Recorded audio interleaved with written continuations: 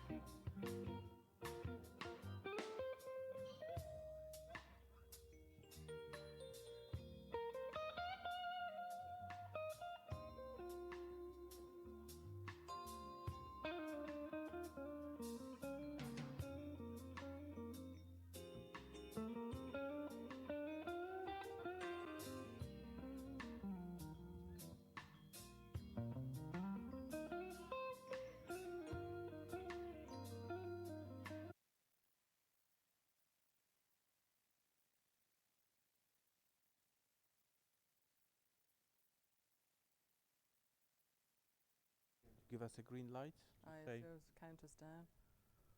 Oliver test. because the music is gone now. Music is yes.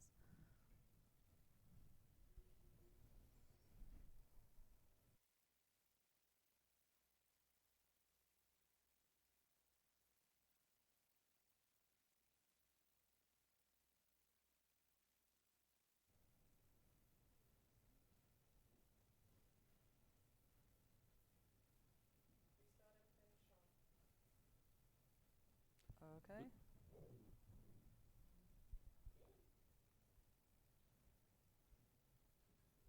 Good morning and a warm welcome to the European Investment Bank's discussion on the eve of the European Development Days. Today we're going to discuss two topics that have become even more relevant as we confront this COVID pandemic and as we continue to tackle the ongoing challenge that is climate change: universal and equitable access to healthcare and water. Due to the COVID restrictions, we're bringing you a hybrid event. Some of us are present here in Town Hall Europe in Brussels, and other speakers are, like you, the audience, connected to us electronically across Europe and across Africa. Our event today will be a lively mix of expert interventions, panel discussions, and a Q&A session, and we really hope that you, the audience, will give us some good questions. You can contribute to the questions by inserting them into the chat feature. To launch our event, I am now very pleased to hand over to Mikolaj Dagelvis. Mikolaj is EIB's permanent representative to the European institutions based here in Brussels. Mikolaj, the floor is yours. Thank you, Mary. I'm very pleased to be with you this morning. It's wonderful to see that another edition, new edition of European Development Days is happening again. We have the whole world lived through this pandemic for much too long. We, of course, nobody has stood still. The world has not stood still. We have seen major developments, the acceleration of fight for sustainable development goals. The EU has, of course, played its part with new ambitious targets. The EU also has a new budgetary framework to help international development. The European Investment Bank is at the core of those European efforts, together with different partner institutions, but most notably with the European Commission and the Member States. And we are very pleased to have a number of events at these exciting European Development Days this week to bring closer home discussions on the key topics that will shape the world and global partnership in the coming years and decades. Thanks a lot, Mikolaj. So, as you know, EIB investments have been a central feature of the EU's development and external action policies for decades. Last year alone, we signed financing contracts worth 9.3 billion in 50 countries outside of the EU, and this accounted for nearly 14% of EIB's overall activity. You can find details on all of these activities and much, much more on our activities outside the EU in our newly released development report, which is available on the EIB website. As the EU moves to intensify its cooperation with Africa, with the EU-Africa Partnership, so, of course, does the EU Bank. And today's event will allow us to explore, together with our key partners, some lessons learnt and also outline some features of our approach going forward in the two critical sectors of healthcare and access to clean water. However, before we plunge into the details of this, and to set this in the context of EIB's determination to develop even greater cooperation with the EU partner countries globally and in Africa in particular, I now invite you to listen to EIB's President, Werner Hoyer, as he sets out the bank's intentions in this area. Ladies and gentlemen, good morning and welcome. It is a pleasure to introduce a timely set of discussions with the experts that we have brought together to kick off the European Development Days. Both panels focus on Africa, Europe's southern neighbor, and, it is increasingly important to note, Europe's natural and vibrant partner in building a sustainable future. Among its more than 1 billion people, Africa counts the youngest, fastest growing middle class in the world. With a median age 14 years, younger than any other continent, Africa is embarking upon a period in which its political, economic and social dynamics will transform. Every year in sub-Saharan Africa, 20 million job seekers enter the labor market. It is projected that in 10 years, the growth of its workforce will exceed that of the rest of the world combined. The benefit of incorporating this labor force could be unparalleled for a decisive acceleration of Africa's development and for increasing global growth perspectives. Financial institutions and development banks must invest in this transformation as Africa's partner, seeking impact and job creation by supporting the private sector. To do so, we too must change the way we operate in every area of economic development, but in particular with regard to climate action and COVID-19, this is a win-win because so many of the challenges Africa faces are truly global problems that we all need to confront together. Europe will not escape the effects of climate change, after all, unless we engage with countries everywhere to make their societies sustainable too. You can read the story of our role in this great transformation in the Global Solutions International Partnerships, the European Investment Bank Development Report 2021, which is published today. In addition to reading the details of our record 5 billion euro of lending in Africa last year, you will also find a series of expert articles on a sample of the EIB's work outside the European Union. From the way we assess climate risks for developing countries, to examples of how we support the forests of Côte d'Ivoire, which are being cut down at an alarming rate to make way for cocoa production. You will also read about our full commitment to the COVAX scheme for fair and equitable distribution and access to vaccines, which will be discussed in one of today's panels. As the European Investment Bank operates globally, this report provides an overview of the tailored support the EU bank provides to different regions, from the pre-accession countries of the Balkans to Europe's eastern and southern neighborhoods, Latin America, and Asia. Today we are publishing also another new document, a partnership with Africa, how the European Investment Bank delivers on EU policies in Africa, and our future plans for development partnerships across the continent. Like the development report, this gives you insight into the way we work across Africa. But it goes deeper into the strategic and policy ideas at play. In particular, it illustrates our enthusiastic participation in the European Commission's Team Europe initiative. As the EU's financial arm outside the Union, we will make every effort to ensure it is a success. EIB's development work is instrumental for a strategic cooperation between EU and Africa. It is our role to implement EU policy on the ground for the mutual benefit of our two continents. It's important for the European Investment Bank to listen to African leaders and partners with players that are innovators, ambitious, and committed. The result is that we act responding to local needs and priorities, as well as acting in line with EU policy. That's what makes us so effective. There is a renewed momentum.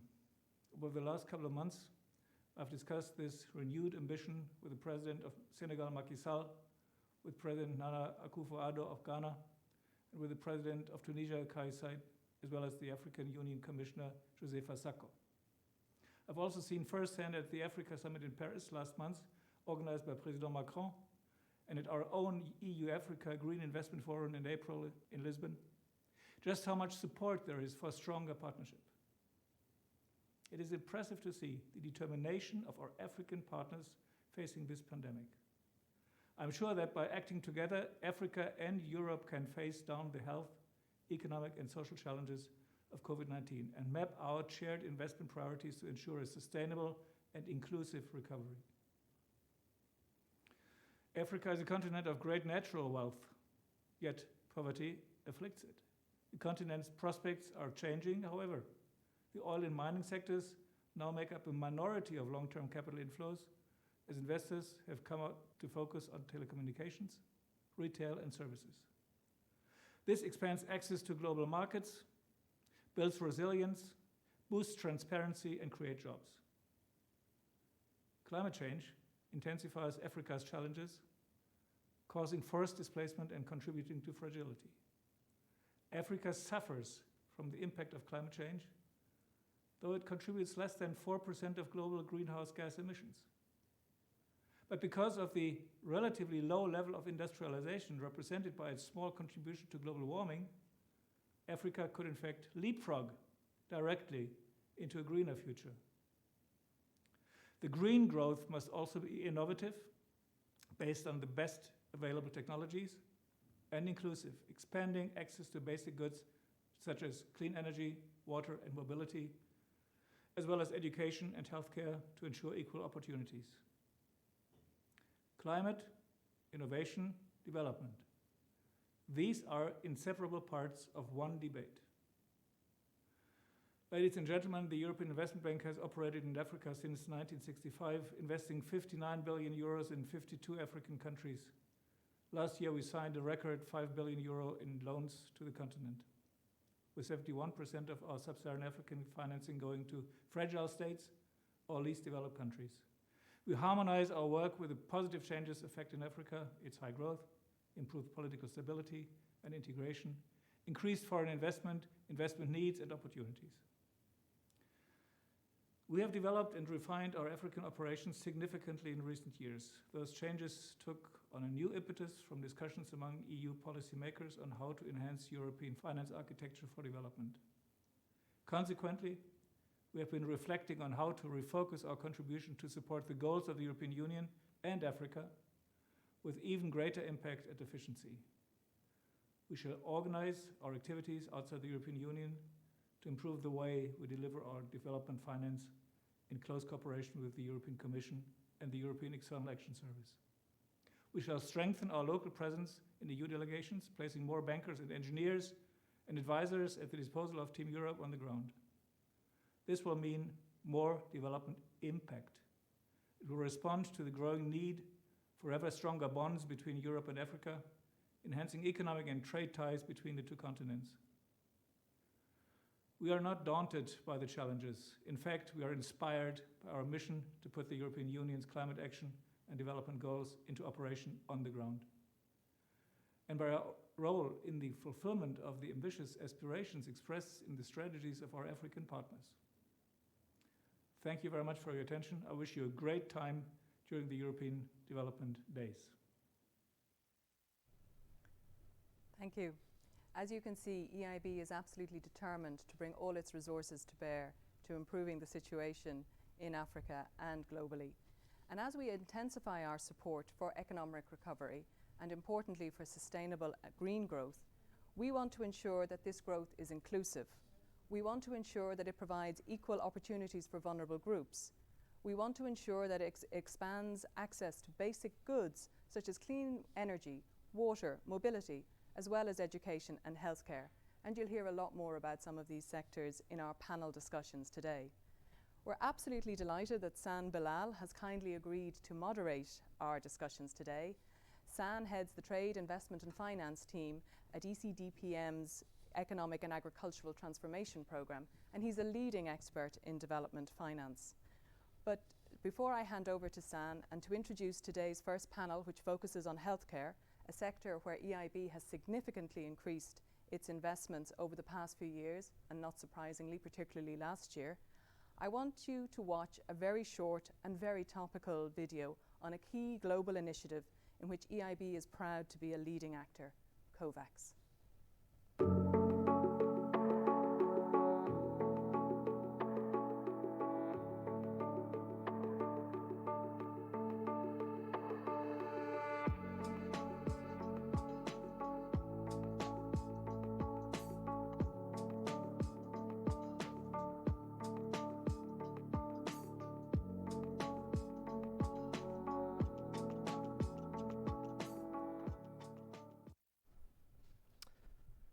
Thank you, Mary, for your most kind introduction.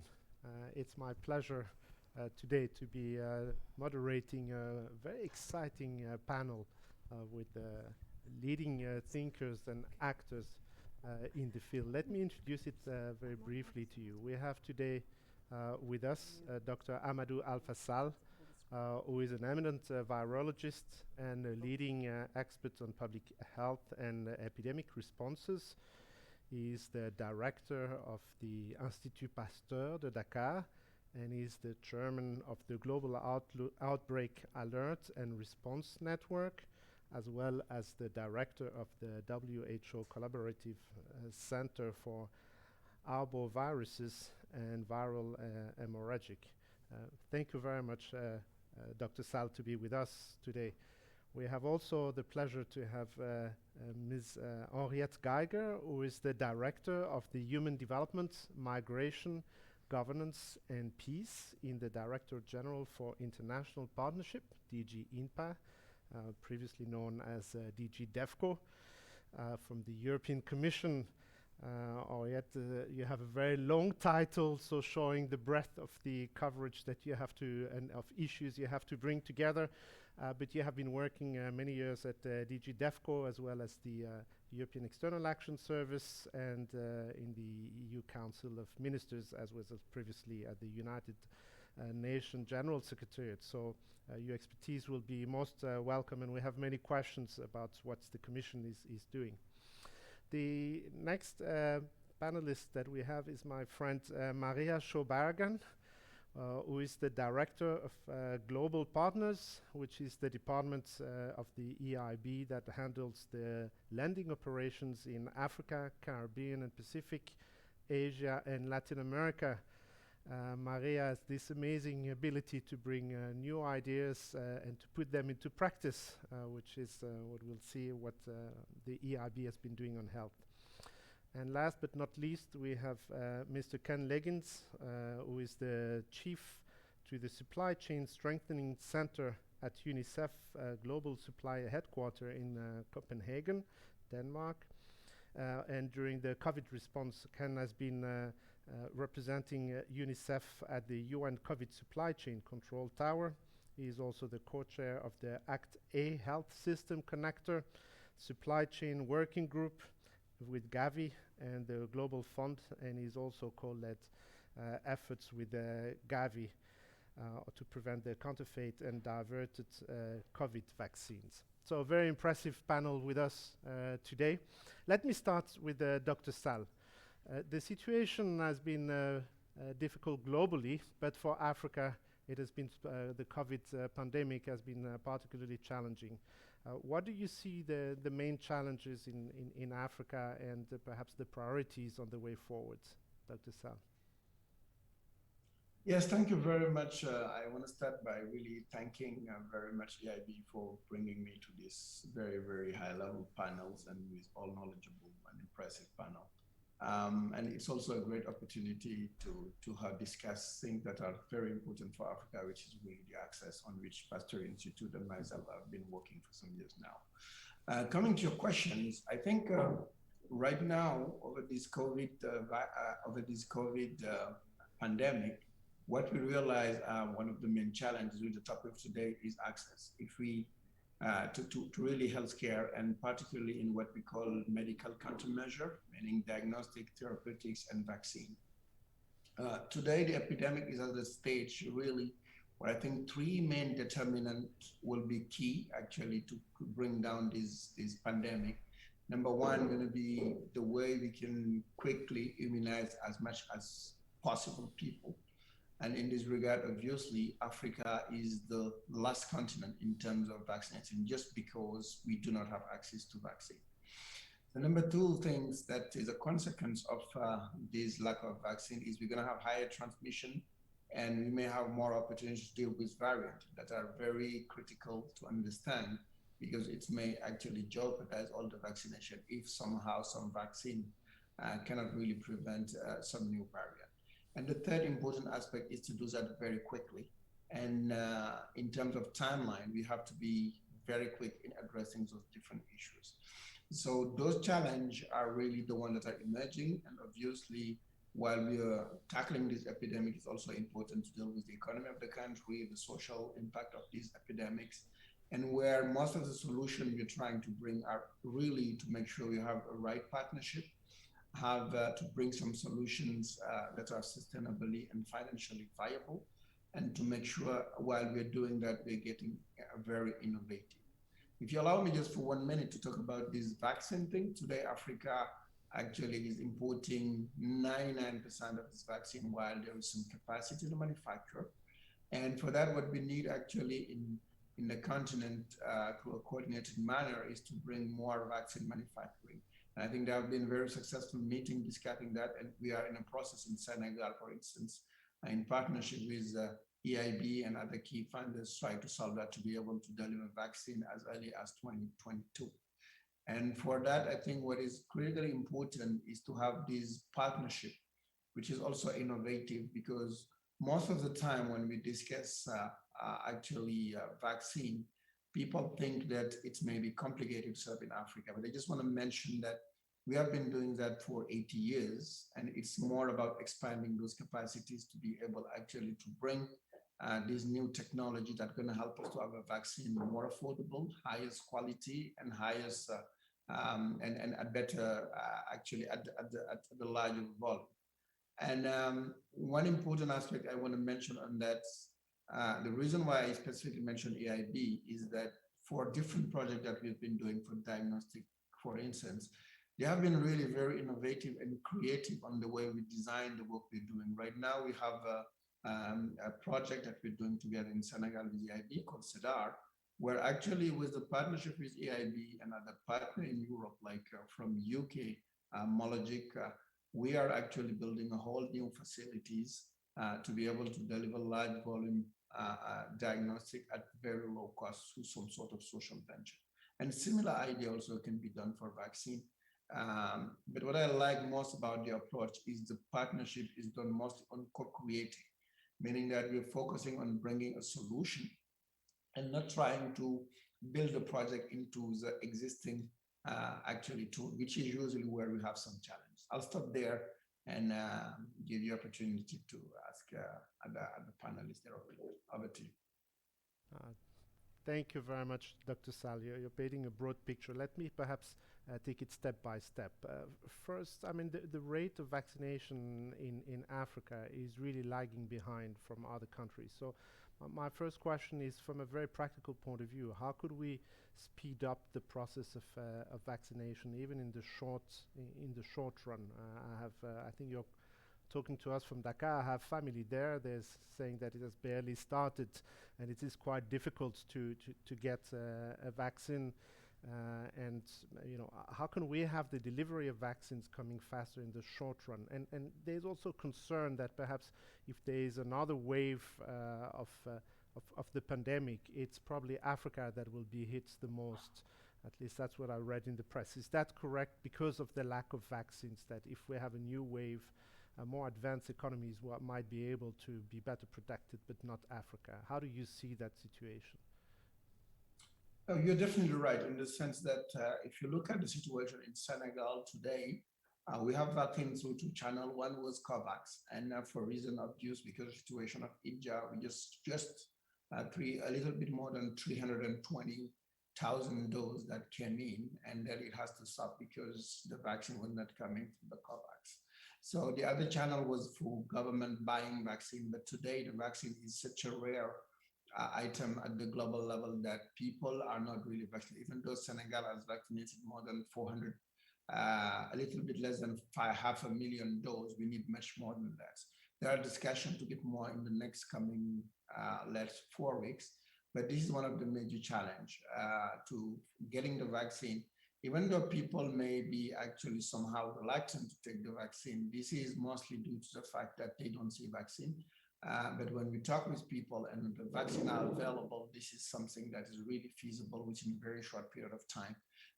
The only worries that we have is that the vaccine may come way too late because they are either not available, or when they will be available, it may be too late. And in the meantime, we know that the variant are circulating. We are going Senegal mostly toward a third wave. And that's where you need some very good vaccine to be able actually to tackle that. I think the system is ready, has shown that there is capacity to make it happen, but just lacking access to vaccine, because obviously vaccine exists, but mostly used in high income country, make this not available in Senegal and putting at risk a large amount of population. Thank you very much. Let me switch to Henriette. Uh, the European Union, and in particular the European Commission, has been very fast in responding to the pandemic, both internally for within the EU, but also externally, and leading in the COVAX. Yet, if I'm reading the press correctly and seeing the different surveys, I mean, it seems that populations are very frustrated with the lack of support from the European Union. And you know, the question is, how could Europe, I mean, first, what have you been doing? You know, what was your response, and how could Europe do even more to respond to the dire needs in globally, but in particular in Africa?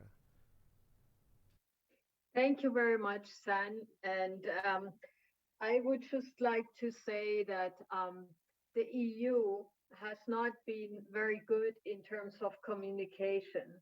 Um, we are much stronger in the doing, but not so strong in talking about what we're doing. And we are trying to get better at that. But at least I can say in the doing, we have been very strong. If you compare us with other actors, global actors, I think the EU has been taking a lead from the start. But let me start first with a thank you to Dr. Sal and the work he has been doing in the Institut Pasteur Dakar, which is truly impressive, as the Institut Pasteur is already producing yellow fever vaccines that Gavi is currently purchasing in Africa. So you're showing, Dr. Sal, and your institute, what is possible in Africa. And we're trying to build on that. And the European Commission is proud that we are part of that coalition to bring it together. But Dr. Sal, you pointed out already some of the key challenges in Africa. And before I say what we have done and what we want to do, I just want to come very briefly back on this. I mean, the fragility of the health systems and the dependency on vaccine imports, and also a weakness in the regulatory environment, so the enabling environment, the regulatory framework, and a lack of trained workforce has been a true bottleneck for Africa. And what we will try to do is, and what we have done from the past, is respond immediately to the challenge. So we have been trying to do our best to mobilize what we had in our own resources, and we joined up with our member states. So we gathered immediately 8 billion directly for Africa in a package of 40 million globally. So that was emergency response. And we joined also with the EIB. So EIB is a strong partner in the Team Europe with our member states, because we have needed all hands on deck, and we will need all hands of deck for the future as well. So the EIB is bringing very much needed investment of the private sector and de-risking investments by providing loans and guarantees. So for us, this is very important to complement what we can do in the Commission in terms of grants and technical assistance. So, but from the start, the European Union has advocated for global response strategy, joining forces with all partners. And like that, jointly, we could develop the Act A and the COVAX as the mechanism for vaccine sharing.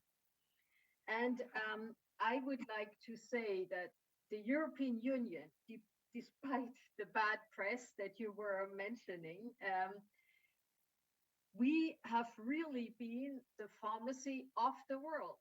So the European Union produced 400 million doses of vaccines so far, and 50% of them, so 200 million, have been exported to 90 different countries in the world. And we have strongly invited others to do the same. So I know that it's not enough, but you have to understand also the political pressures inside the European Union and its member states to vaccinate their population. So sharing half of it is much more than most others have done. So, but we are not resting there. We know that more is needed. In the very beginning, our Commission President had put together a pledging conference collecting 16 billion all in all to facilitate access to vaccines, diagnostics, and therapeutics. But I think our ambition is to start now a strong vaccine sharing mechanism. This has been announced by our Commission President, and through that, the Team Europe, so the EU and its member states, will donate 100 million doses before the end of 21.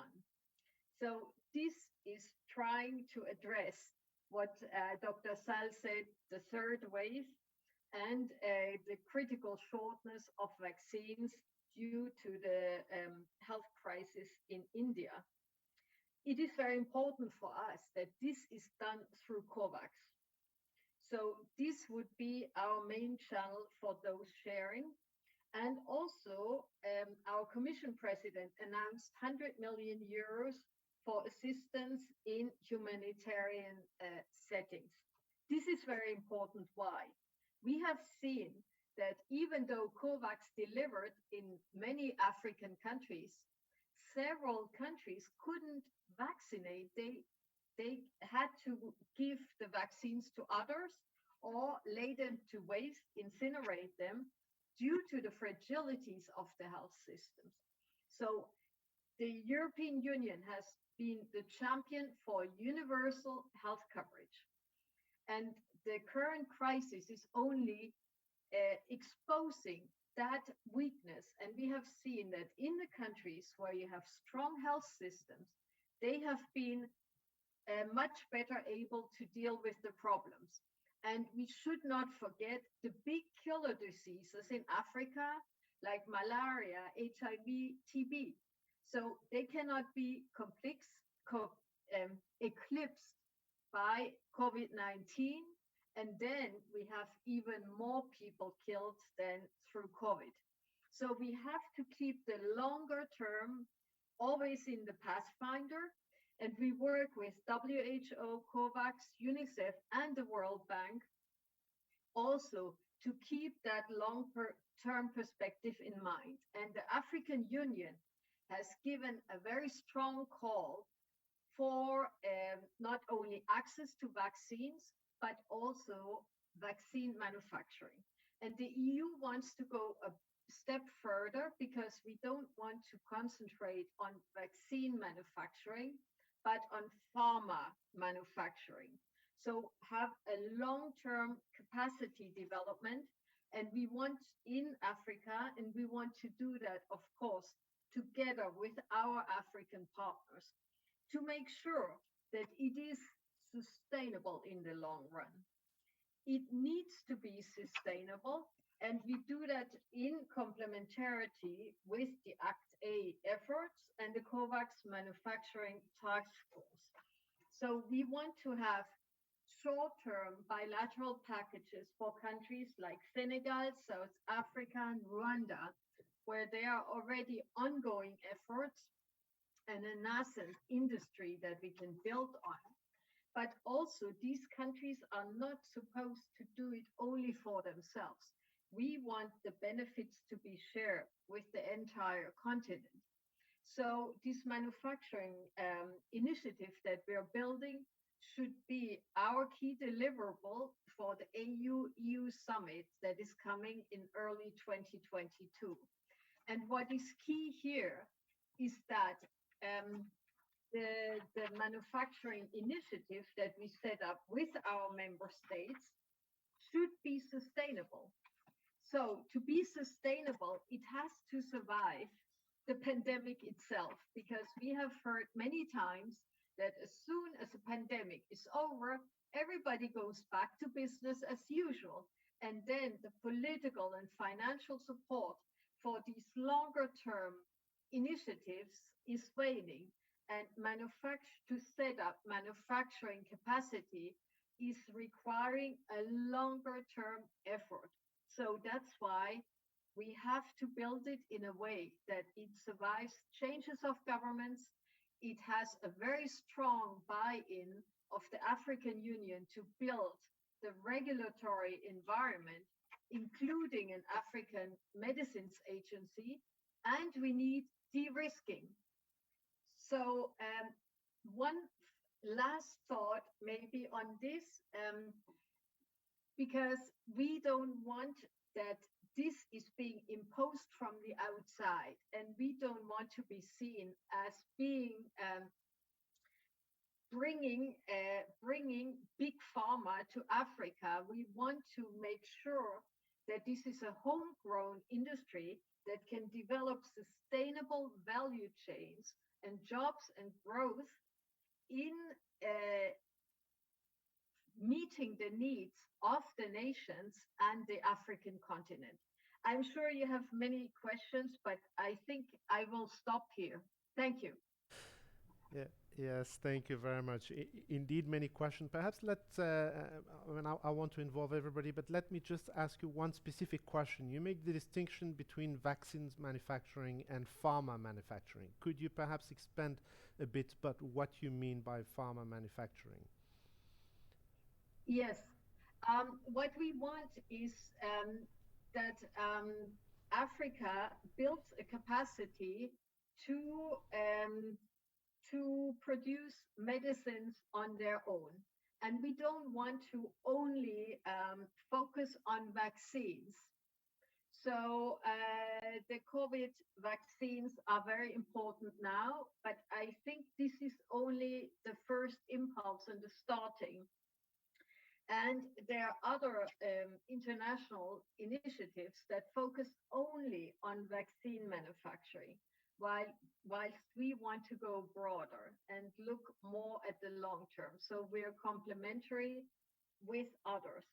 So we're not saying we will not support vaccine manufacturing, but we want to build a structure that can be used for any type of health challenge. And it's not only vaccines that is important. Africa imports most of its medicines. And so what we want to do is have that challenge addressed in the longer term. So broadening from vaccines out. Thank you. Thank you very much. In fact, Africa imports a lot of the value-added products instead of manufacturing them. So it's probably even in the broader endeavor for manufacturing by Africa and Africa industrialization and economic transformation, which is, I think, your daily life, Maria. We were talking about the need for, I mean, in particular in the context of vaccines, but pharma manufacturing, of the importance of investments and probably both public and private investment. Can you tell us what you're doing and how you envisage also the partnership that Dr. Sal was talking to us about at the beginning? How do you envisage that in practice? Thank you. Thank you very much, Sal. And I first want to thank for the organization of this event. It's really a pleasure to be part of this panel today. And the thing is, yes, we've seen that the health challenge, like the climate challenge, can only be addressed with international cooperation and partnerships. And it will require a concerted international effort alongside national efforts, in this case of African countries as well. And as you have said, much is needed in terms of investment to ensure equitable access to healthcare. And here, the multilateral development banks and the international financial institutions, so like the EIB, we have much that we can contribute.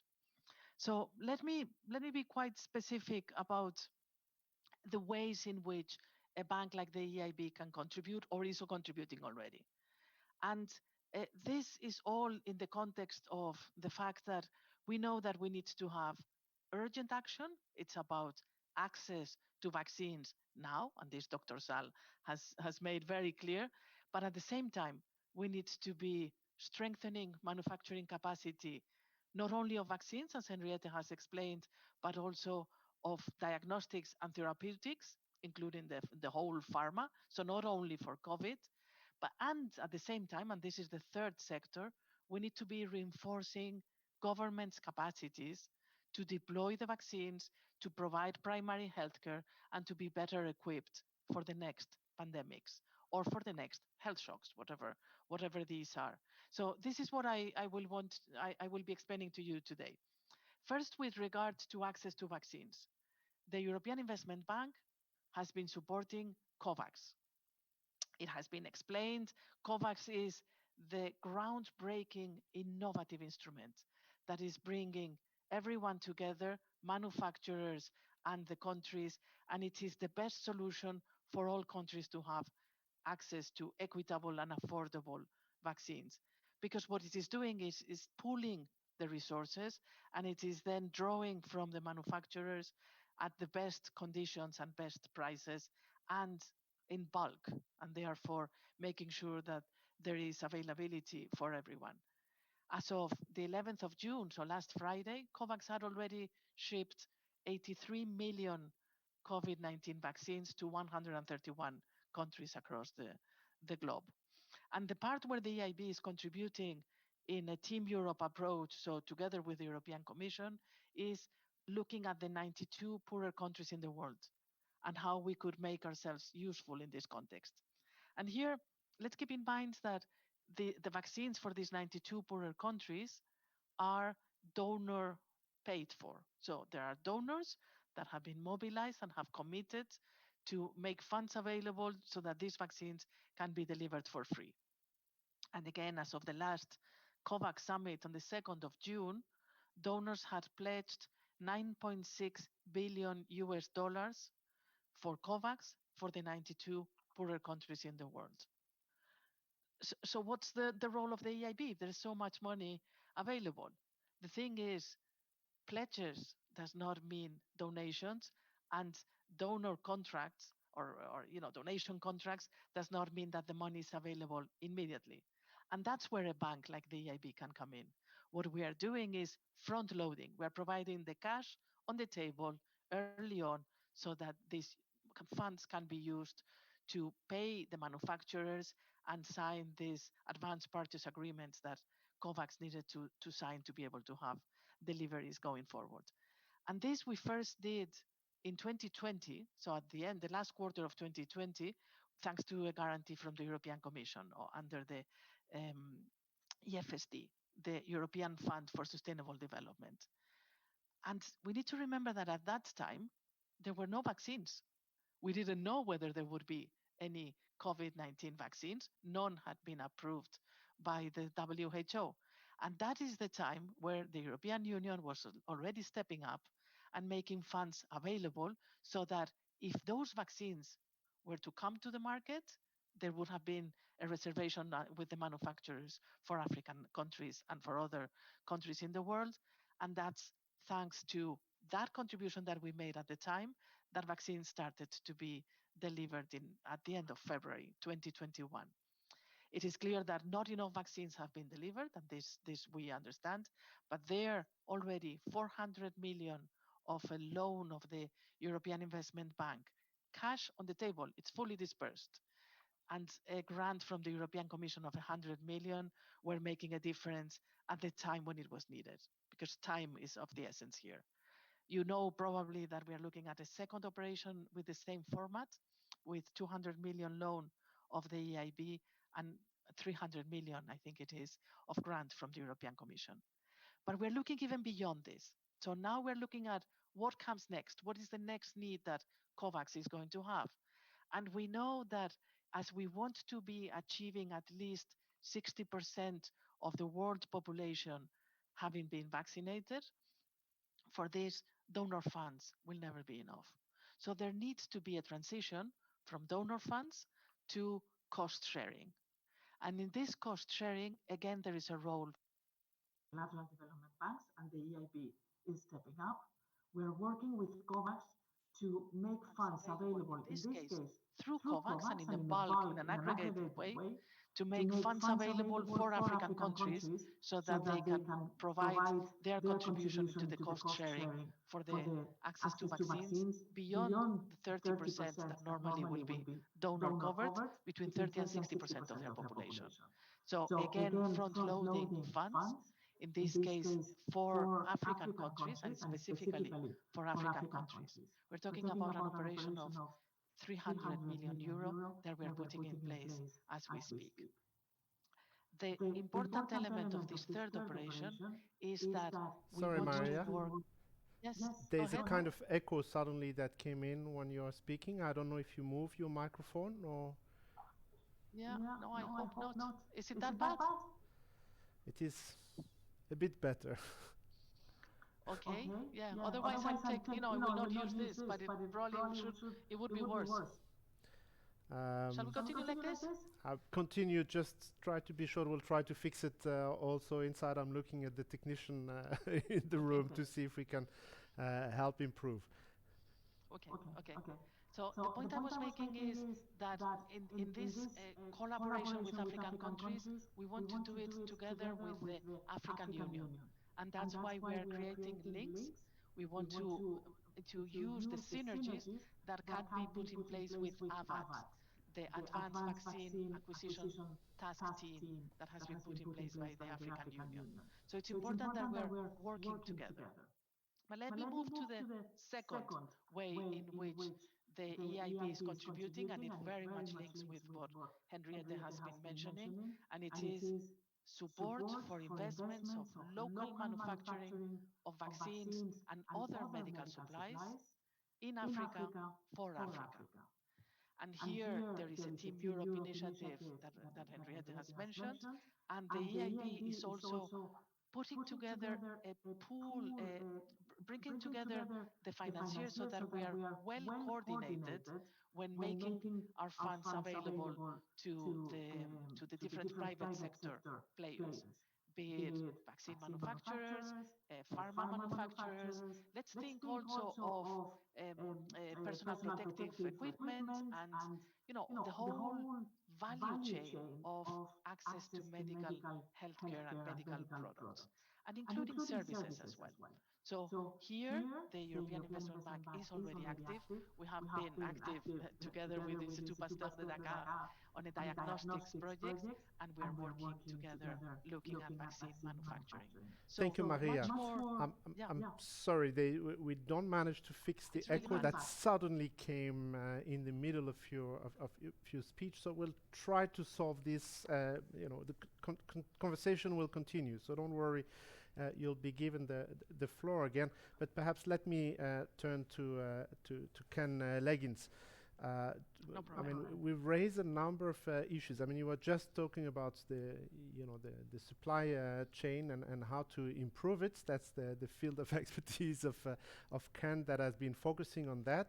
And in fact, what we see, Ken, is in spite of all the good intentions and the efforts that are made, the results so far, and especially if we focus on Africa, is that very few vaccine doses have reached Africa. So what can be done, and what is the kind of strategy on pushing on thinking forward to give more equitable access to these vaccines to the more vulnerable populations, in particular the poorest ones, knowing that some of the infrastructures and the health systems also are also weaker in some of the countries.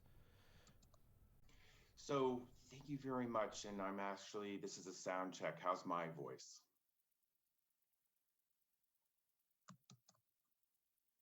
Can you hear me? Perfectly. Wonderful. I just wanted to see if there was an echo. No. So thank you very much. And I just wanted to also thank Dr. Sal.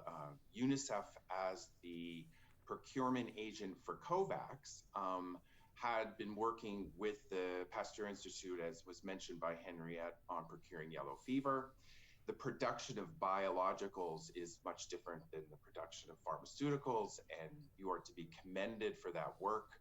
UNICEF has a strategy for local procurement in Africa, and we have been doing things like ready-to-use therapeutic foods are now produced in Malawi and Ethiopia. We purchase them from there. We've been purchasing antibiotics in other areas and have a good understanding of the challenges that are ahead. Coming back to your question about equity, even as the vaccine supplies increase for lower income countries, governments may be unable to effectively deploy the vaccines through supply chains. And I just wanted to give you a few figures to bring this into perspective. So the proportional burden in every country for delivering a vaccine is approximately 20% of their current budgets, meaning they need to find 20% more of their health budgets in order to deliver these vaccines. 17 countries within the COVAX or the AMC group of countries have already cut their health budgets in 2021, 9 countries by more than 15%. And another thing is 1 in 5 middle income countries who even before COVID spent more on debt payments than health, education, and social protection combined. So what this has resulted in is that we found at UNICEF and working with our partners that 20 million children were missing out on essential vaccines before the pandemic, and we are still confronted with this challenge. And we know that we have to meet this challenge because COVAX and the partners have estimated that the costs of delay of an equitable COVID vaccine rollout to the global economy could be over $9 trillion. So what UNICEF and the partners have been saying is that without adequate funding for in-country delivery costs, there are 3 critical risks to countries in the pandemic response. These are inequitable access to the vaccines, increased financial pressure on health and social sector budgets, and debt sustainability challenges. So these are broad, but I can even come down a little bit more as I get into the weeds in my area of work, but we've got logistical challenges.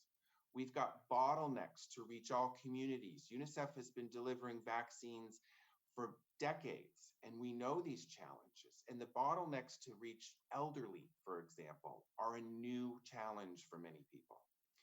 Inadequate demand, confidence in the vaccine. I don't think I need to go into that and give it a platform, but it is happening in many of our countries, whether it's Africa or in the West. And weak capacity to absorb scale of vaccines are these considerations. And on top of all of this, in my particular area of work, we know that each year in lower and middle income countries, governments and people themselves pay nearly $30 billion a year on falsified and substandard products. It's a $200 billion a year industry, and those figures come from the World Health Organization. The challenges with the vaccine and moving forward, and even local manufacturing, is that we don't have systems in place to deliver products right now. Currently, the major funders of in-country supply chains through the financing axes are Gavi with UNICEF, the Global Fund, and the USAID through their PEPFAR programs and malaria initiatives, fund a lot of the supply chains to move these products. The cold chain in particular moves the vaccines, and Gavi and UNICEF had made substantial investments in making sure that we can keep vaccines potent as they move throughout the country. And I think moving forward, given that the audience that we're speaking to is a lot of donors here, or banking, is that the UNICEF and our partners have said that we need actually $3 billion to move forward just on the delivery components that I mentioned. I think Maria mentioned the 9.2 billion, and that is an excellent step forward because there's more cost than just the delivery in the country. There's the payment for the vaccines themselves, which UNICEF was procuring. And I think we need to make sure that we have that dedicated and increased funding. And I think Henrietta and others have had encouraging words around that, and that's excellent. We cannot divert funds from existing health services. This is a significant risk. And primary healthcare, we have seen, I've seen research that has shown delivery for mothers, for example, has declined substantially, increasing maternal mortality figures. So we need to not take from one pool into another. We need to make sure, as primary healthcare, I heard mentioned, continues to be funded. Debt relief is going to be something that we need to look at, especially for the poorest countries, if people are already cutting their health budgets. We need to monitor those closely. And then I think finally, and maybe it was Henrietta who said it was a share information. I think there is right now a proliferation of goodwill, and everyone is doing what they can in support of governments in lower and middle income countries to do what they want. But there is a tendency not to share that among your own partners, so, other banks, multilaterals, to make sure that those investments, particularly the in-country that I was speaking about, are aimed and focused where they need to go. And I would encourage this community to really move those efforts up so that those focused resources could be used the best they can. I hope that helps to answer. Thank you. Oh, thank you very much, Ken. In fact, I was wondering if, when we talked a lot about COVAX and Gavi as platforms for coordinations, but you're raising even much broader issues, and that also echoes what Henriette was talking about, the weak health systems and the regulatory fragility as well. So I was wondering, is there a platform at the international level, perhaps under the UN umbrella, where these different dimensions are brought together, or are we zooming in, perhaps, is your views that we're zooming in too fast on the vaccines and on the purely health issues detached from other broader considerations? That's an excellent question. And as you know, the World Health Organization meeting just recently happened where these issues were discussed. Pandemic preparedness and response will be an issue of the General Assembly coming up later this year. The current platforms for discussing the broad health interventions are going to be coming out of these discussions. There has been within the ACT Accelerator an effort to try to recognize that as we deliver the tools, and I believe it was Dr. Saul who mentioned these tools at the beginning, was vaccines, diagnostics, and therapeutics, that the delivery of those products through those systems, the education of people, the workforce, the data systems to monitor their use, etc., all need to be strengthened within those existing systems and not done in parallel. There's a lot to have been learned from the HIV/AIDS epidemic in this sense, and I hope some of those lessons will be taken from that into the discussions happening later this year. And in that health systems connector, which Peter Sands at the Global Fund, and I believe it was Mohammed Pate at the bank, he's departing, but also the World Health Organization have been thinking through these issues in the ACT Accelerator, and I hope they'll continue on, because I think you raise a good question for which I do not have a good answer as to what exactly is that point right now. Thank you. Yeah. Thank you very much. I mean, I don't think there's an easy solution. There are also discussion on debt relief or SDR reallocations and so on. But I mean, what is interesting is that you're combining these different perspectives. Let me go back to Dr. Sal. I mean, you have a lot of experience, not just with the current pandemic, but with previous pandemics, and was also mention of your experience in producing yellow fever vaccines. So what are, in your views, some of these, using the current systems, what are some of the bottlenecks and perhaps the priority of support that is needed, that you're looking for, perhaps even beyond simply production? When I say simply, of course, that's an abuse of language. Production is not simple, but I think the points that we're seeing is that focusing on production is a is a very important step, but it's not sufficient in itself. It cannot reach the right populations and is not part of a broader health system. So, from your perspective, Dr. Sal, what do you see as the key points that need special attention? Yes, thank you very much.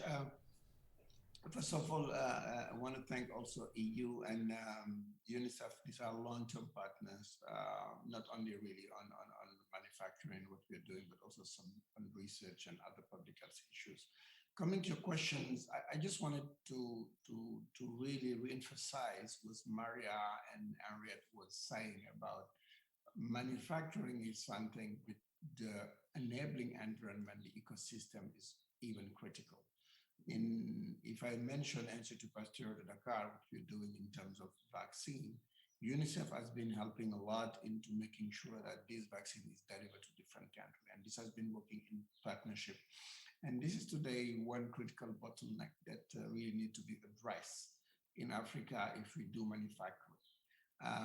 The logistics and at the same time, the regulatory environmental mentioned once again by Maria and Henriette is also important. But the last important piece is really the capacity to deploy those vaccines.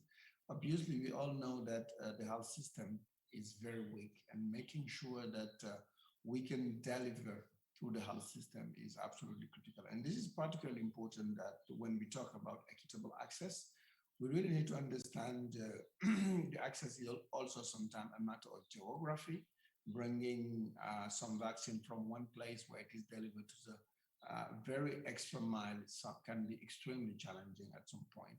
And also when we talk about access, there is a clear need to understand what the population think and how the community would react to vaccines. We've learned through different experience you've been mentioning that having the solution is not necessarily sufficient if you cannot engage the community properly. And this has been very clear for things like Ebola or other epidemic, and even for this COVID, when people are very cautious about initially when they heard about RNA messenger vaccine, where people were thinking, how can we be able actually to do transportation at -70? Or when there are all these rumors in social media that this may be something that may have a long-term consequence on their health.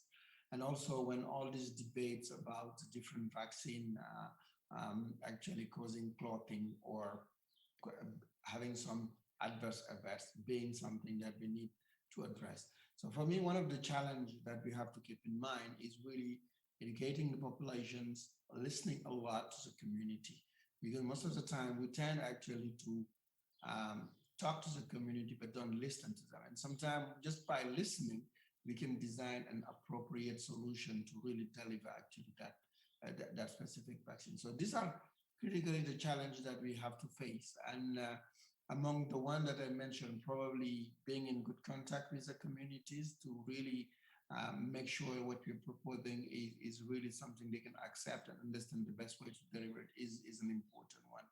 And the other one is really regulatory, where obviously we need to make sure that we can deliver good vaccine, make sure also the vaccine are safe, because it's going to build trust. But also in many African countries, the national regulatory authority needs some more activities in terms of making them stronger to reach the level at least 3 to be able actually to be to deliver and accompany vaccine manufacturing. A typical example is what we have been facing when we do in Senegal a vaccine in Pasteur Institute. It need actually to be released by the national regulatory authorities. And they need actually to be the one that do it. And unless they have the capacity, it's not possible. And the task is so difficult that today you have in Africa only one single WHO pre-qualified manufacturer, which is Institut Pasteur of Dakar. This means that the task is very, very important, and focus should be put really on this regulatory and delivery, and particularly listening to the community, because we can have great vaccines or tools. Unless the community participates, we are really going to some trouble. Over to you. Thank you very much, Doctor. There was also mentioning of the need to develop the skills and perhaps the lack of available capacity at the local level. I mean, you are a center of expertise for highly skilled and trained people. But how do you see the the effort to improve the skills, and where, if you also increase your role also at the continental level, where will you be able to tap on these local skills and not just have external experts that are coming in and providing support? Definitely, you're touching a very important point here. And in this regard, there are three things that we're doing. First, we have a continental strategy with Africa CDC, WHO to try to deploy such a kind of capacities, because workforce is definitely a number one issues where we have to make sure and having skilled people. And in this regard, having this coordinated vision and make sure that we work in effort is important. The second aspect of this workforce and skilled is that Africa have a quite large diaspora that have amazing experience in other continent, in Europe, in the US, and in other parts of the world. And right now in Pasteur Institute, through that mechanism, we brought back different people that have a really a great advantage in the sense that they can really help moving the capacity in terms of culture to biopharma. And the third thing is really to develop a more customized centers to train people. Right now in Institut Pasteur in Dakar, we are, with the support of European Union, building a regional center dedicated to epidemic where workforce is something critical. This initiative that we call CARE, for Center for Africa Resilience to Epidemic, have this component of training where really we're focusing on 5 major topics. Besides building core capacities, biomanufacturing seems was extremely important, and where we're going to have a lot of needs, but not enough people. Making sure for epidemic in general, we have people that can have this broad knowledge about how to handle an epidemic from the different pillars. We're thinking a lot about data and artificial intelligence that Ken was mentioning. This is absolutely crucial. The public health informatics being right and the digitalization has been extremely important in our experience to follow and monitor the data and provide good metrics for decision maker to be able to do the work. And obviously making sure like sense of entrepreneurship, because many of the solutions that people are building need actually to be put in a sustainable way sometime to some sort of private sector approach. And that's the 5 different things we're going to be doing in this center that we call CARE, for Center for African Resilience to Epidemic, and that's going to be supporting specifically workforce on top of other research and innovation. Very encouraging words, and we hope of the success. Of course, I mean, what was stressed is the importance of the local initiatives, and in a sense, the European Commission and the EU, and also with these delegations, EU delegations that are based in on the ground, are very well placed to connect to this local ownership, and we're at a critical time also where the European Union budget is being programmed for development cooperation. So, Henriette, we've been touching on a large number of areas that are, in fact, we see all interconnected. How, at the European Commission, do you try to make the bridges and make the links between these different interactions and connected, of course, to the local initiatives and responding to the local initiatives and partnerships? Thank you. Thank you very much. I think our delegations on the ground are key here because they know the country and the situation in the country, and they also work in a net with other delegations in the region, in the sub-regions and the region. And they are the ones who provide our the first concept for our programming for the next 7 years. So this is the time when we are setting the stage for the manufacturing, pharma manufacturing, but also the health system strengthening and universal health coverage. So we want to work at the local levels, the national levels, but also the local levels. And I think Dr. Sal was bringing in a very important component, which is the diaspora, because that should never be forgotten.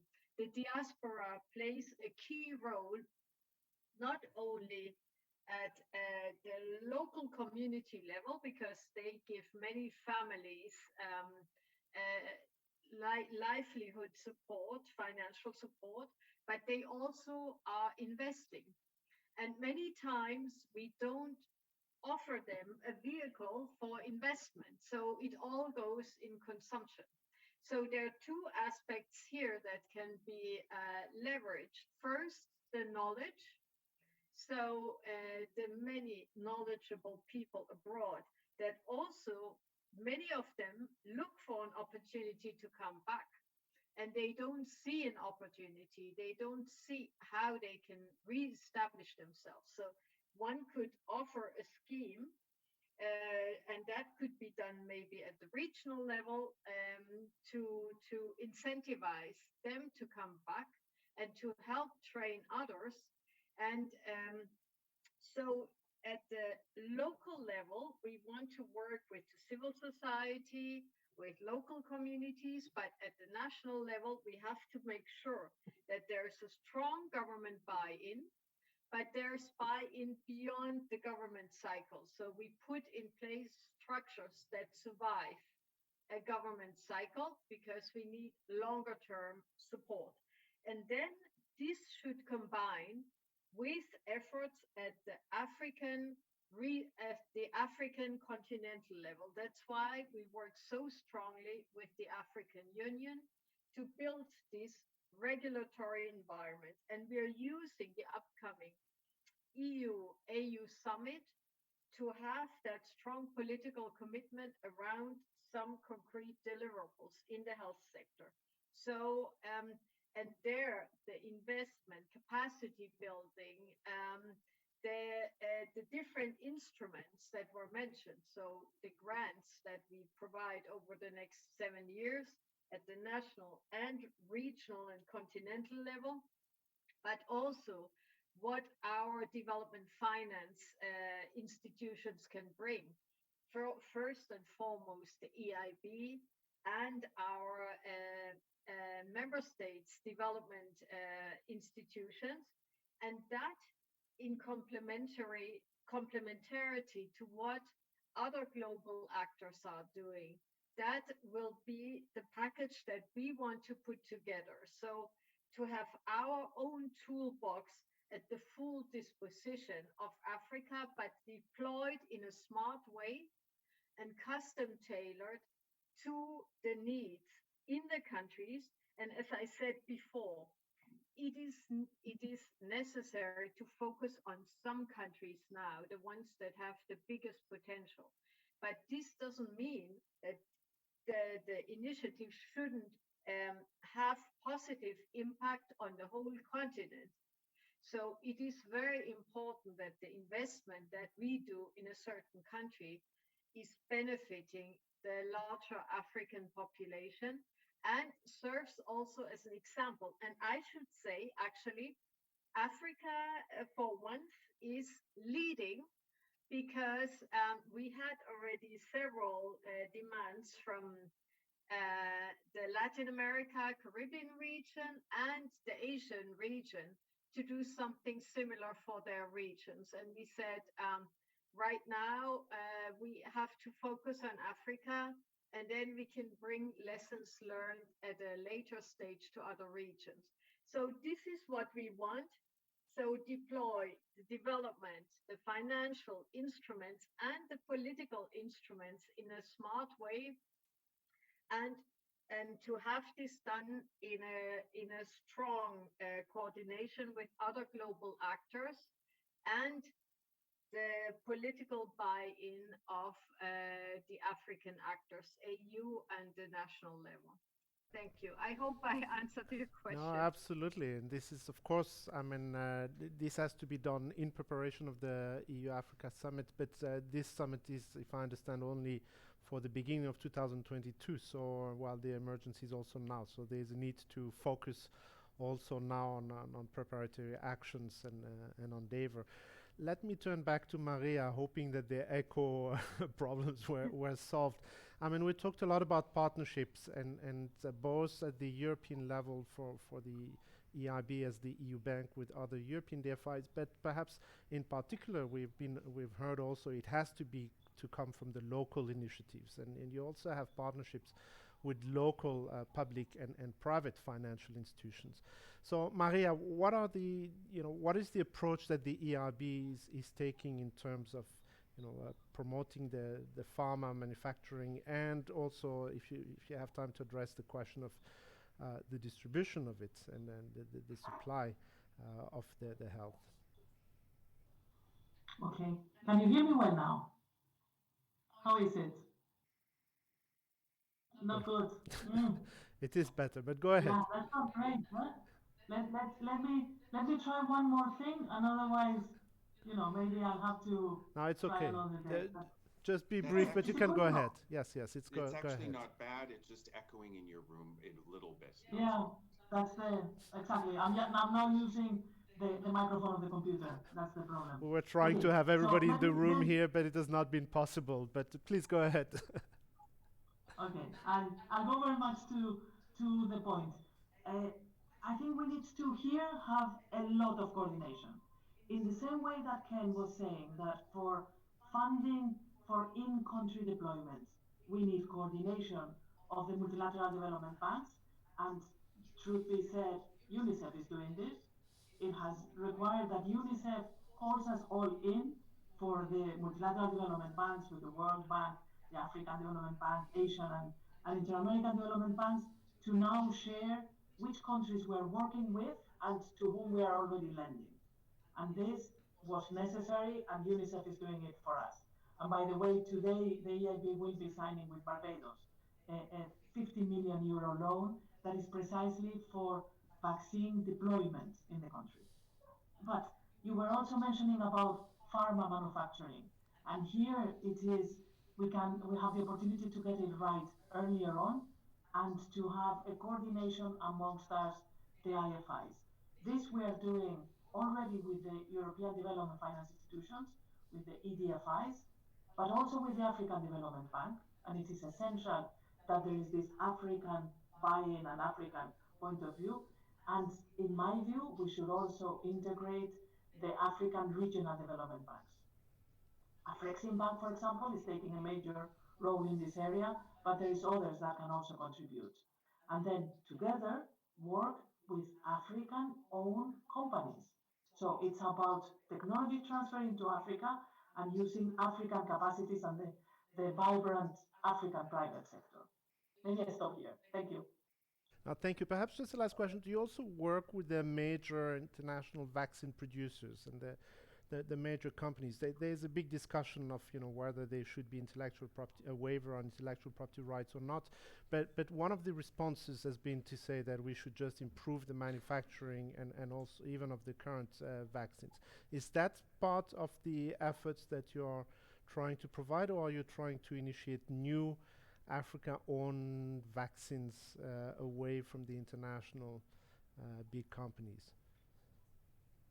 I think we need to use all the capacities, be it through voluntary licensing and technology transfer, or Africa-owned developed vaccines. For all of them, we will be looking into it, we will be looking into the science and into the business models. And there, wherever it makes sense, we will be supporting, because what we want is to support not only the manufacturing, let's remember, it's the whole ecosystem.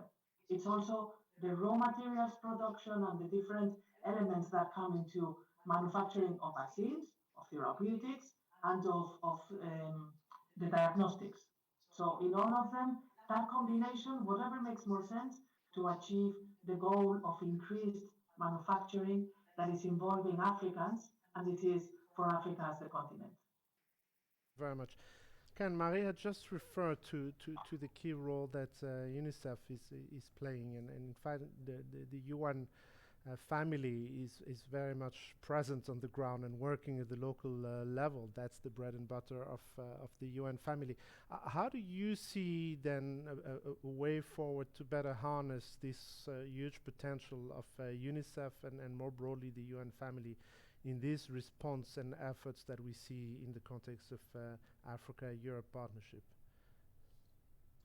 Well, first of all, I'm just really encouraged by the discussion so far and the work that the European Union is doing and the priorities they're setting.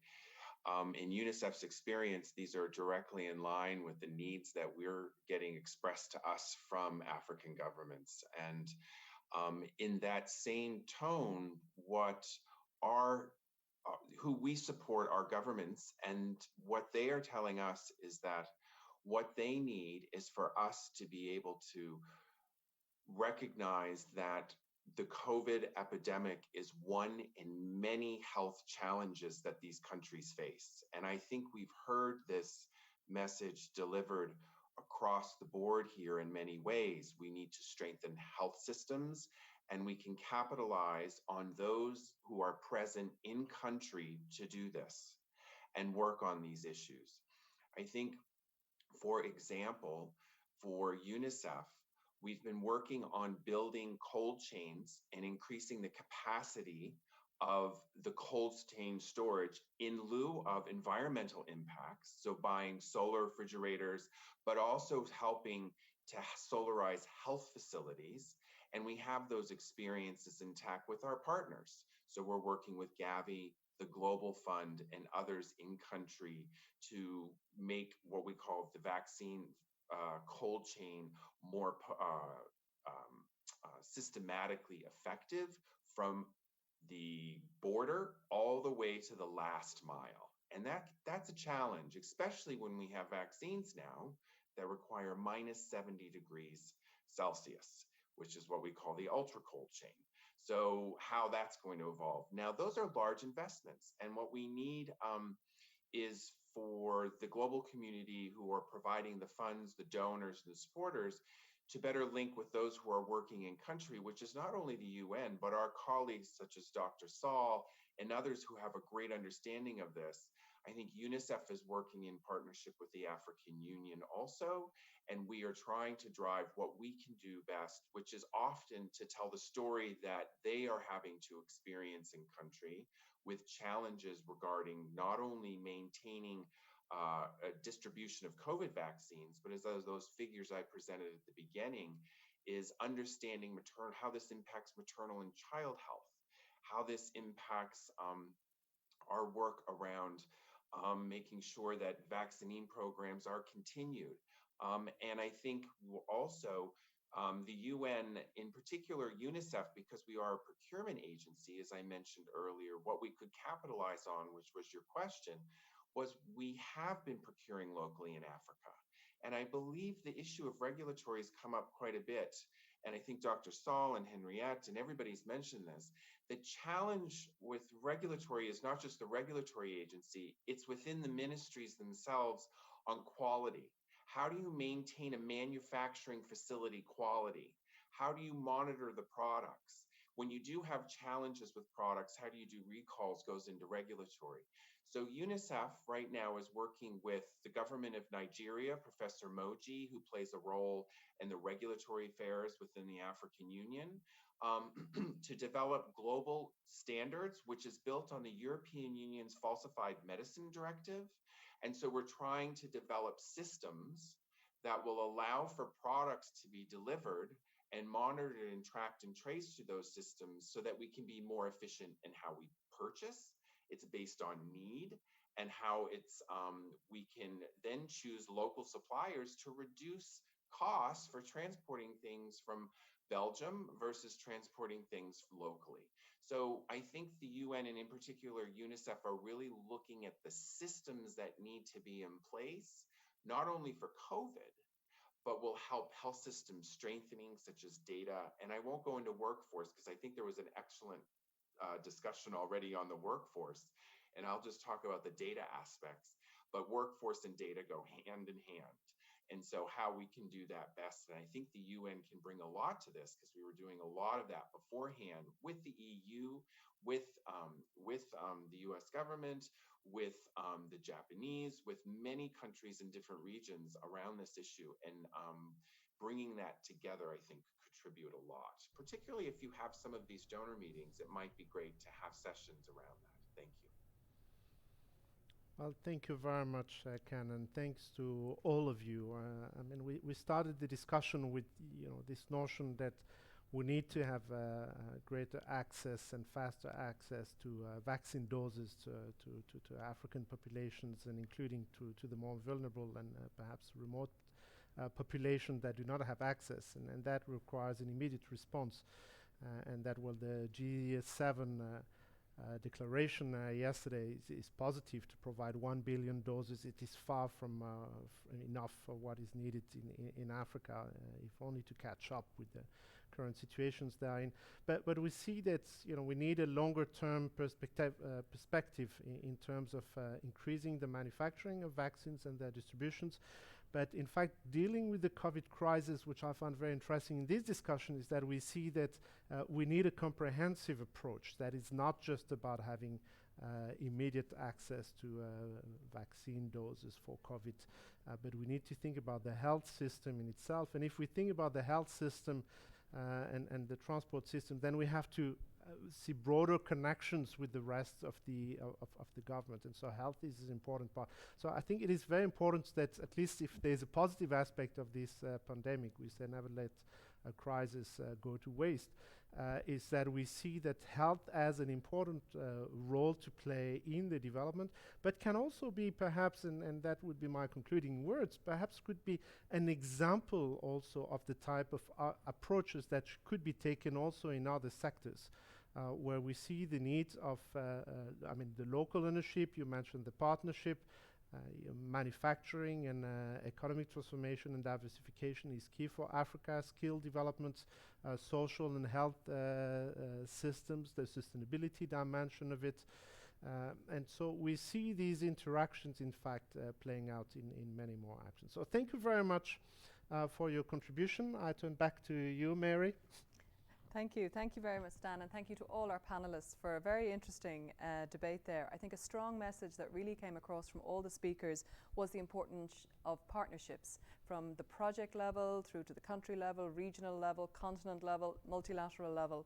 And that's something, as you know, EIB is absolutely committed to reinforcing and working in close cooperation with anyone who can help us on this journey to build long-term sustainable health systems in Africa, given the importance of this for the overall population and the economic growth.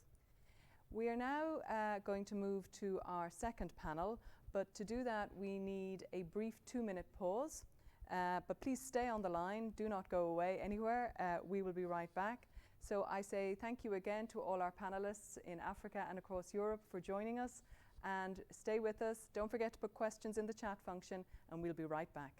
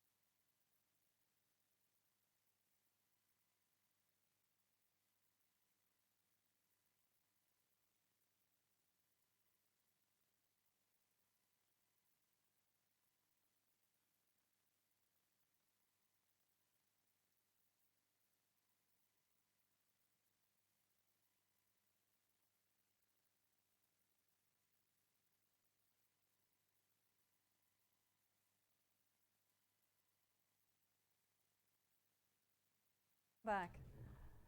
Our second discussion this morning focuses on the water sector. EIB does many investments in clean water and sanitation, and one of the major reasons is that these investments have an immense positive impact on the health and food security, but also on the livelihood choices and educational opportunities for poor families across the world. In cooperation with key partners such as the European Commission and UN Habitat, the bank is currently involved in some really interesting projects in Africa, and we want to use today as an opportunity to explore some of these, as we think they could provide some really interesting inspiration for other projects both in Africa and across the world. However, before I hand you over to San again and the panel of experts that we've assembled, I would like to invite you to watch a short video to set this in context.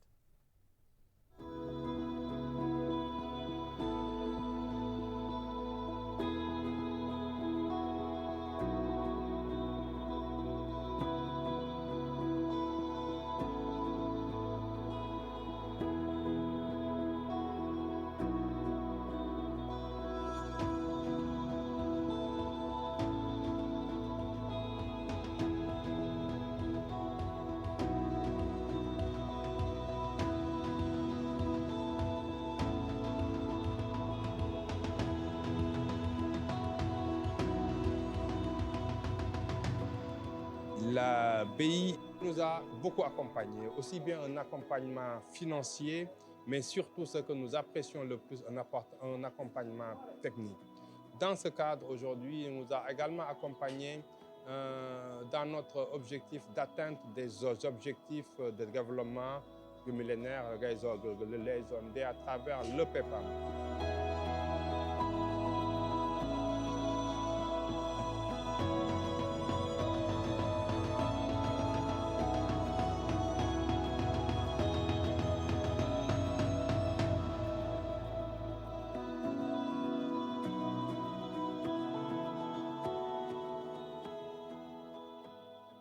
C'est une manière pour ceux qui ne peuvent pas tirer de l'eau chez eux, avoir de l'eau chez eux, de venir prendre de l'eau ici.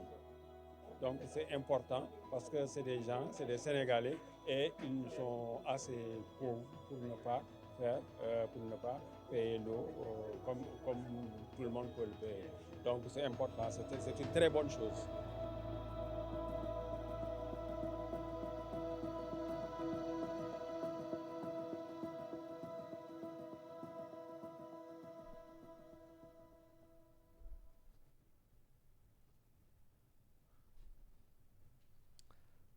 So after our first panel on healthcare, we're dealing now with water and sanitation, which is also very much a very important aspect related to health as well.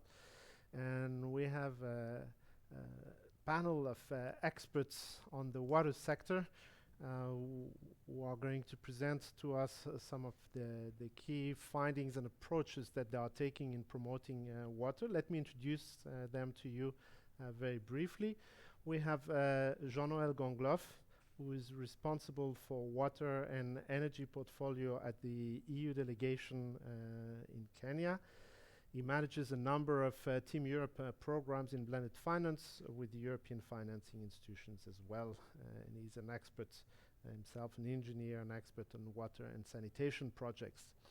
We have also in Kenya, in Nairobi office, Caroline Ogutu, who is the water sector engineer in the Water Security and Resilience Division of the EIB, in the EIB office in Nairobi, and she's herself also 15 years experience as water and sanitation expert, designing, implementing numerous projects across Africa.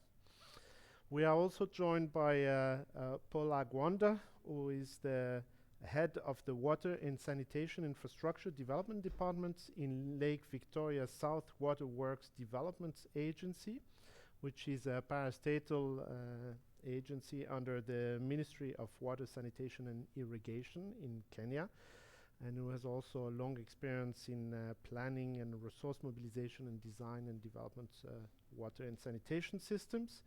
And finally, we are joined by Philibert Ishengoma, who is an experienced civil engineer with over 23 years in construction industry, and who is currently the Assistant Program Management Officer at Lake Victoria Water and Sanitation Program as part of UN Habitats, the United Nations Human Settlement Program. So thank you very much for joining us and for sharing with us some of your experience in this field. Let me start with Jean-Noël Gangloff, and perhaps tell us why water is so important for the EU.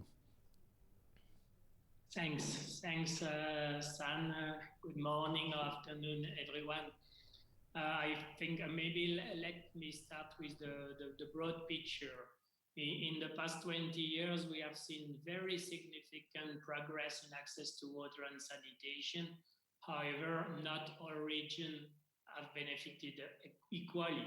So we are, I believe, quite far away from reaching SDG 6 to ensure availability and sustainable management of water and sanitation for all by 2030.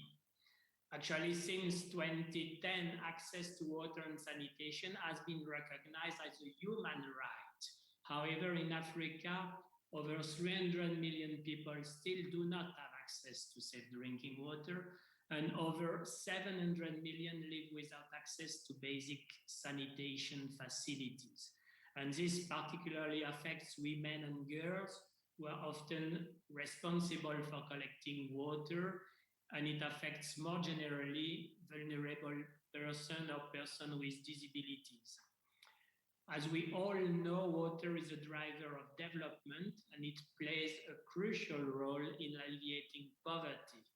And we have seen also in the first panel that access to safe drinking water and sanitation services is vital for health. It reduces waterborne disease, it's key in fighting pandemics, etc. And even in some regions, water scarcity has the potential to affect peace and security. At the same time, demand for water is increasing, climate change is playing havoc with water supply, and untreated wastewater is polluting water resources and degrading the environment. Collection and treatment of wastewater are needed. Actually, zero pollution must be our ultimate ambition to secure healthy ecosystem and healthy living environment.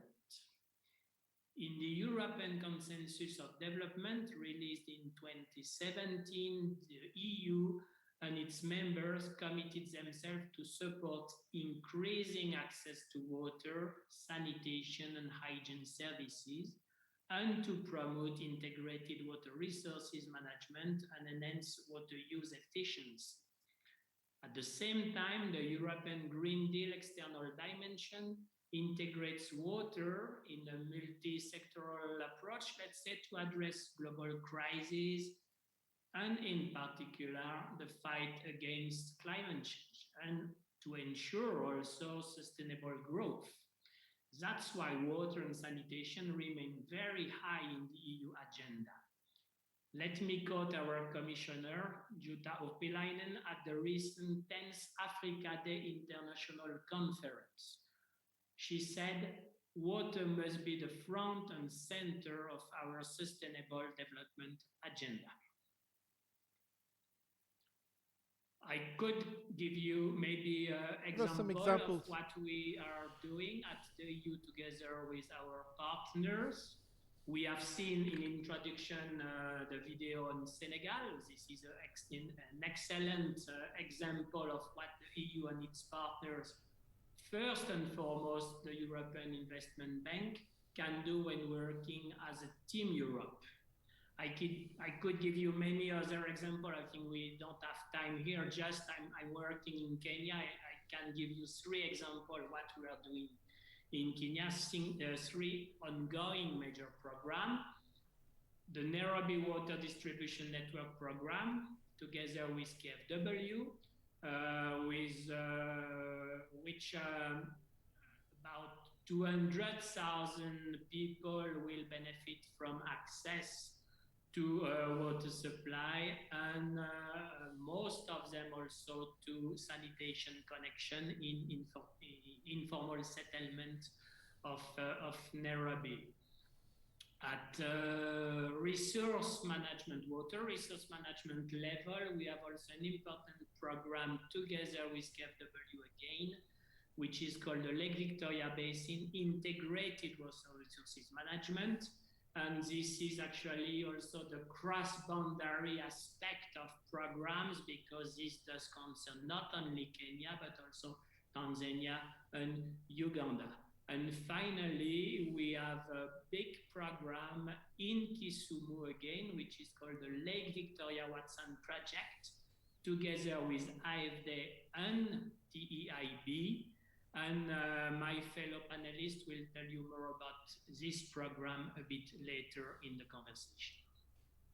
What I would like to mention here is that all our interventions are based on the commitment that no one is left behind, and the services and facilities provided are reliable, affordable, and sustainable, which means available for present and future generation alike. And do you have a specific gender dimension in some of your projects? Because we know that access to water is especially important for women. Is that something you integrate in a systematic basis? Indeed, gender is key, and gender equality actually is integrated in all our programs, not only for water, it's true also for energy, because as I said, and as you rightly mentioned, it's often the women who have the burden of collecting water or collecting firewood in case of energy for cooking. So we have the same problematic in all this. So at early stage in all our program, there is a gender dimension, and also we often work with the civil society for capacity building on CSOs, and every gender aspect is integrated. And for water is key, not only for the burden of collecting water for women and girls, but it's true also for hygienic specificities for women, for health. And definitely, you are right to mention this point, it's really important. You mentioned projects that you are conducting with the KfW and of course also with the EIB. Could you perhaps tell us what kind of instruments and the mix of instruments and financing resources that you're using? Yeah, definitely, because actually the principle is that the EU brings grants. It can be grants for investment grant to contribute to the financing of the works. It can be also often a combination with grants for technical assistance to improve the quality of the project, social and environmental aspect, capacity building to water company, and it is the case for the Lake Victoria Watson project. So this is a blending operation. As you know, water infrastructure in Africa actually has the greatest funding gap among all other infrastructures. So definitely we need to leverage money, because of course we cannot offer grants to finance everything. So the idea is to blend money with loans from our partner. Just to give an idea, for the past 7-year financing cycle, 2014 to 2020, the European Commission, together with the EIB, the European Investment Bank, have worked together only for water cooperation with a portfolio of 1.7 billion euro disbursed in Africa. And for the coming period, 21 to 27, we don't have yet the consolidated figures for the EU grant, but we can already say that it will remain at a very similar levels than the past cycle. And we have already identified 37 countries in Africa having water as a focal sector for cooperation. As as you know, as I was explaining, the EU will continue to act as a catalyzer for attracting more investment on the continent, both private and public, through innovating financing modes such as this blended finance. The current program in Kenya, like Lake Victoria, is actually our financing through the European Union Africa Infrastructure Trust Fund. But now the new, let's say, our new instrument, our new fund is the European Fund for Sustainable Development, which is actually the external arm of our European investment plan. And within this European Fund for Sustainable Development, actually, a quarter of our blended finance investment is dealing with the environment and specifically with water and sanitation in sub-Saharan Africa. So maybe I will stop here to let some time. I think we are slightly behind schedule, to let some time to my fellow panelists to explain Thank this. You, Jean-Noël. Thank you. Thank you. We're on time. Don't worry. That's fine. Thank you very much. Caroline, I mean, we mentioned, Jean-Noël was mentioning the EIB. I mean, the EIB is the EU climate bank and has an ambitious agenda in this respect. Can you tell us, and Jean-Noël was telling us the size, 1.7 billion portfolio from the Commission and the EIB on water. What are you doing and what kind of projects are you supporting? Thank you, San, and I'm very glad to be in this important panel. Thank you so much for having me. Yes, the EIB, which is also the EU bank, is actually the largest lender in the water sector, as many of us have maybe known already.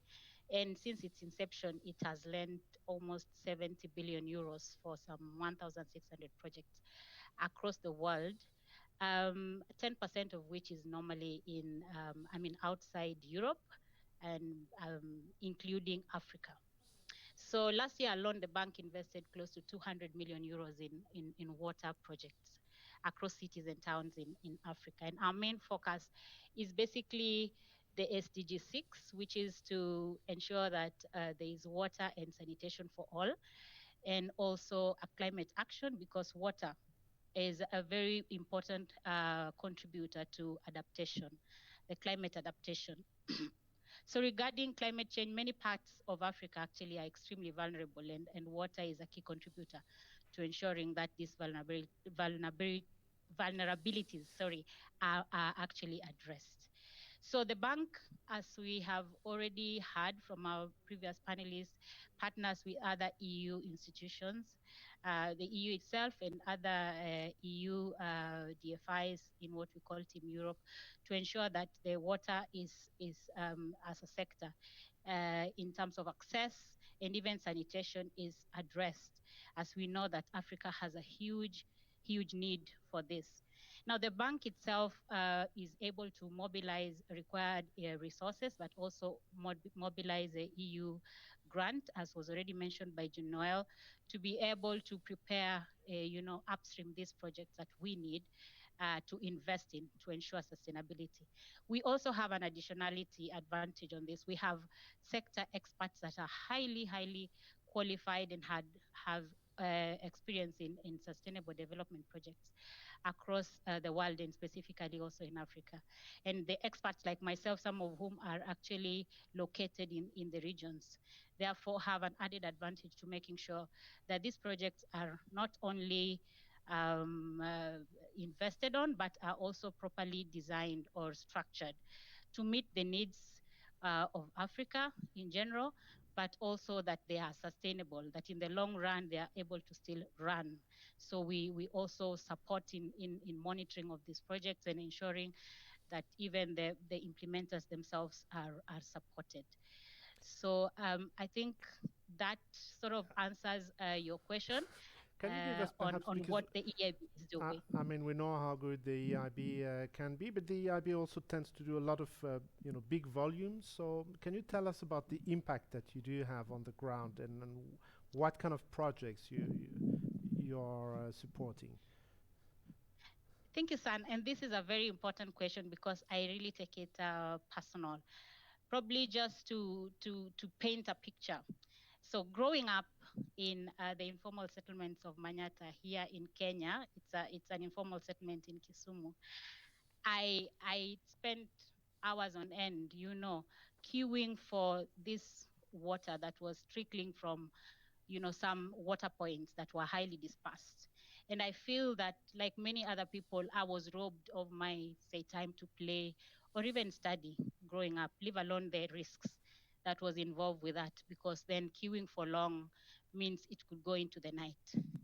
And this did not end here. I think also in my high school, I mean, as a big girl in high school, we had many chances or many times that we were just basically distributed for water, because as much as my school was located next to the Lake Victoria, we still did not have running water in our taps. So we could be given a jug each or 2 jugs each for the 600 girls of us in the boarding school. And this would be enough for your cleaning, for your hygiene, I mean, for drinking, for literally everything to keep ourselves, because, for food we would get. So that was taken care of. And I think that many girls still go through the same. So the impacts of what the EIB is doing is magnificent, is great. Because I think the informal settlements that have just mentioned, the Manyata, which carries close to 40,000 low-income earners, and many other informal settlements like this will benefit from what the EIB is going to invest, is already investing in Kisumu for the water and sanitation project in the Lake Victoria program. So close to 500,000 Kisumu residents are going to have to benefit clean and accessible and reliable water, and they are also going to have clean and proper sanitation. I think my colleague in the panel will discuss more on this.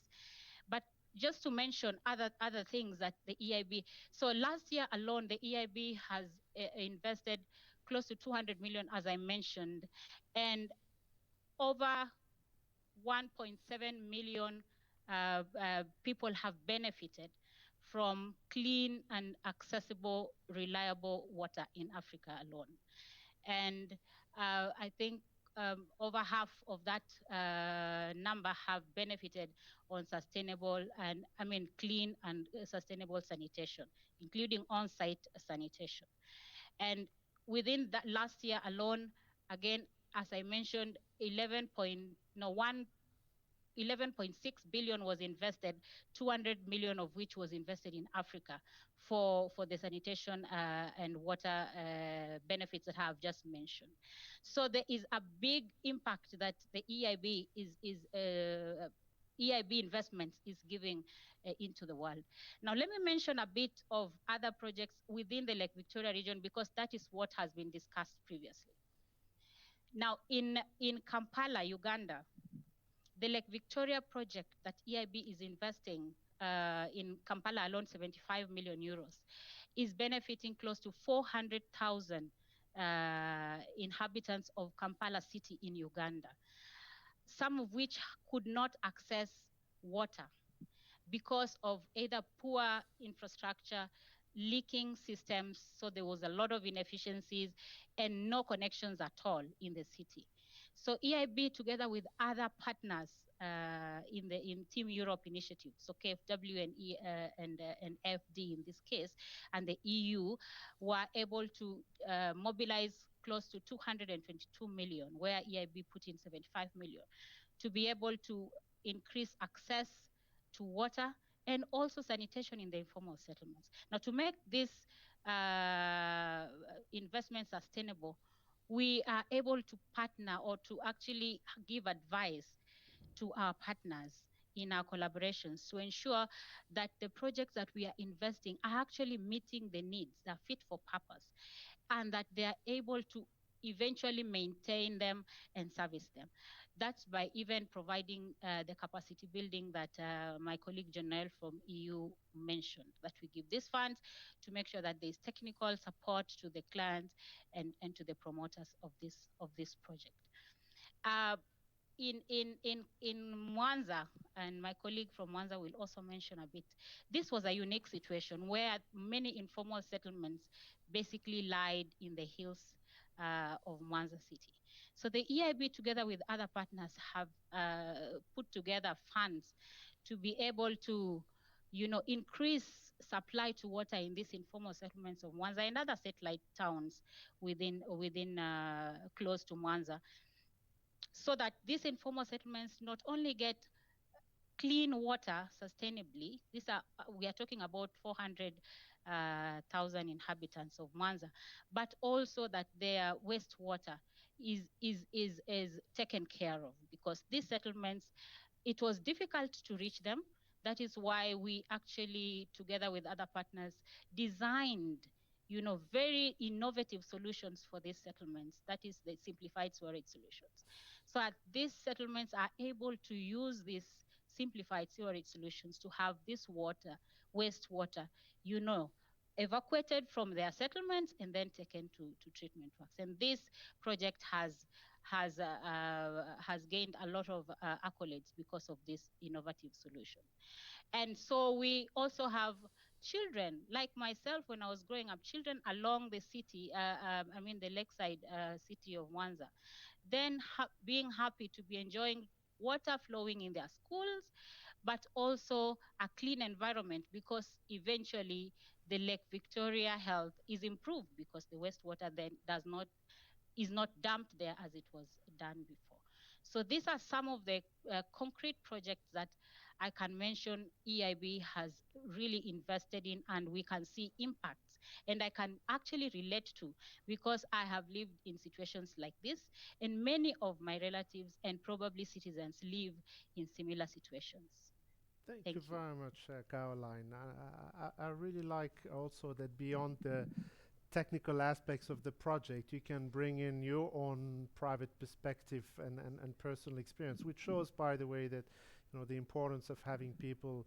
We're talking about the presence of the EIB and more broadly financial institutions on the ground, but you are a good example of why it does matter, and also bringing the expertise that you have. Let me turn to Paul Agwanda, who is from the Lake Victoria South Waterworks Development Agency. About Caroline, Paul. Caroline was mentioning the Kisumu project. So she told us the nice stories and how fantastic, of course, what the project is, and I'm sure you will agree. But what are some of the challenges that you have encountered in trying to develop such kind of projects? Could you tell us the process of getting there? We cannot hear you. Very much. Sorry for that. Thank you very much, San, for the opportunity to join these great discussions about how we can be able to ensure that water and sanitation is secured for the future of Africa. Just to allow me, so that maybe the wider audience across the globe that are also watching this session, I would just introduce that Kenya is one of the East African countries. It lies along the equator. And like any developing countries, it faces several challenges as it strives to overcome the same. So Kisumu City is the third largest city in Kenya. We have the headquarters in Nairobi, which is Nairobi. Then the second city is Mombasa, which is very known for tourism. And then the third city is Kisumu, which is now the focus of this discussion. And I'm very much glad to hear that Caroline one time lived in this city. So the challenges mainly that are faced by the country as a large, but within the region in particular, with respect to the sanitation, first arises from the high population growth rate, which countries like Kenya faces, 2.3 to 2.5, and even in towns, it almost approaches 3%, which is quite high. And this also corresponds to the rate of urbanization because there are more young people who are getting educated, are more likely to get better life, or they feel that they are going to have a better life in the cities rather than in the rural areas. So we have a lot of higher growth rate of population within the cities, which stretches any social infrastructure at a pace that cannot be consistent with the normal development pattern. And this is the case of Kisumu City. Now, Kisumu City falls within one of the administrative units in Kenya called Kisumu County. We have 47 counties in total. And Kisumu County has a population of 1.2 million people, and a half of that population lives within Kisumu City. But the other half, which is actually living in the rural, during the daytime, they all do their trade. They come for buying, purchasing, and selling of the goods. So nearly 3/4 of that population, which approaches 1 million in a day, are having to relate with the city during the daytime. And one of the things which the city now faces is that as a result of that high rate of population, there's a significant portion of the population which is also poor. Like for Kisumu, it is 60% of nearly 1 million people are living within the poor neighborhoods. So access to water and sanitation has been a challenge quite a lot in the past. But I want to reckon that Kisumu City, due to some of the previous investment by some of the development partners from the European Union, like French Development Agency, we managed to improve the water significantly, so that the coverage currently within the city is 67%. And even for the poor areas, neighborhoods which are populated by the urban poor, we are 80%, which is quite good by standards. However, that also presents a big challenge because there's no equivalent sewerage system which can collect the wastewater. So basically, we are giving water, very important for the population, including the COVID-19 period at the moment, but that water has nowhere to be discharged. So people have stopped looking for water, but people have to cross mini rivers, which are basically overflowing sewers as a result of lack of sanitation. So specifically for Kisumu, one of the main focus is how do we address the wastewater. Now, the wastewater in Kisumu has got a linkage because Kisumu is located just adjacent to the Lake Victoria, which is one of the Great Lakes, not only in East Africa, but across the globe. It's a freshwater lake, so many of the population, which is about 35 million people around the 4 countries around Lake Victoria, are depending on the lake for their fishing, for their transport, for their water, and also other social support system. Now, that population are now not benefiting from the lake as they used to be because of the intensity and consistency of the pollution as a result of this untreated sewage coming from the cities, which includes Kisumu. So one of the second challenge which I mentioned is there's high level of pollution of the water sources within Kisumu, principally Lake Victoria, and it starts by the sewage which I've mentioned. Secondly, to support the growing population, there's a lot of agricultural activity around Kisumu. So we have sugar plantation, and this agricultural productivity is being supported by intensive use of inorganic fertilizer, which again during rainfall is washed and gets back to the lake, and that becomes a source of nutrients which support the plant growth within the lake and the rivers. Again, to support the economic development program of the country and for the city of Kisumu, there's a lot of industrialization being promoted within the city as a part of the government agenda. So most of these industries, for them to be supported, they cannot be able to, a lot of the times, invest in very advanced wastewater treatment processes which can ensure that the effluence which reaches the lake and the river sources are not polluted. So we end up with partial treatment of industrial waste, which again gets into the water sources.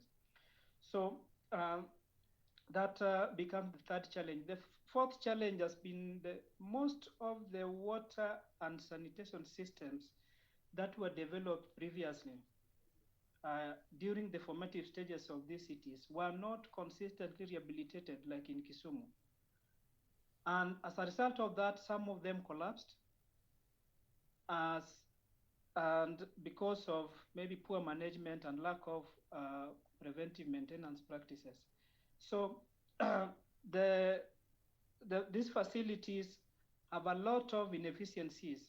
For water supply production system, like currently in Kisumu, the efficient production capacity is just about 40 to 50%.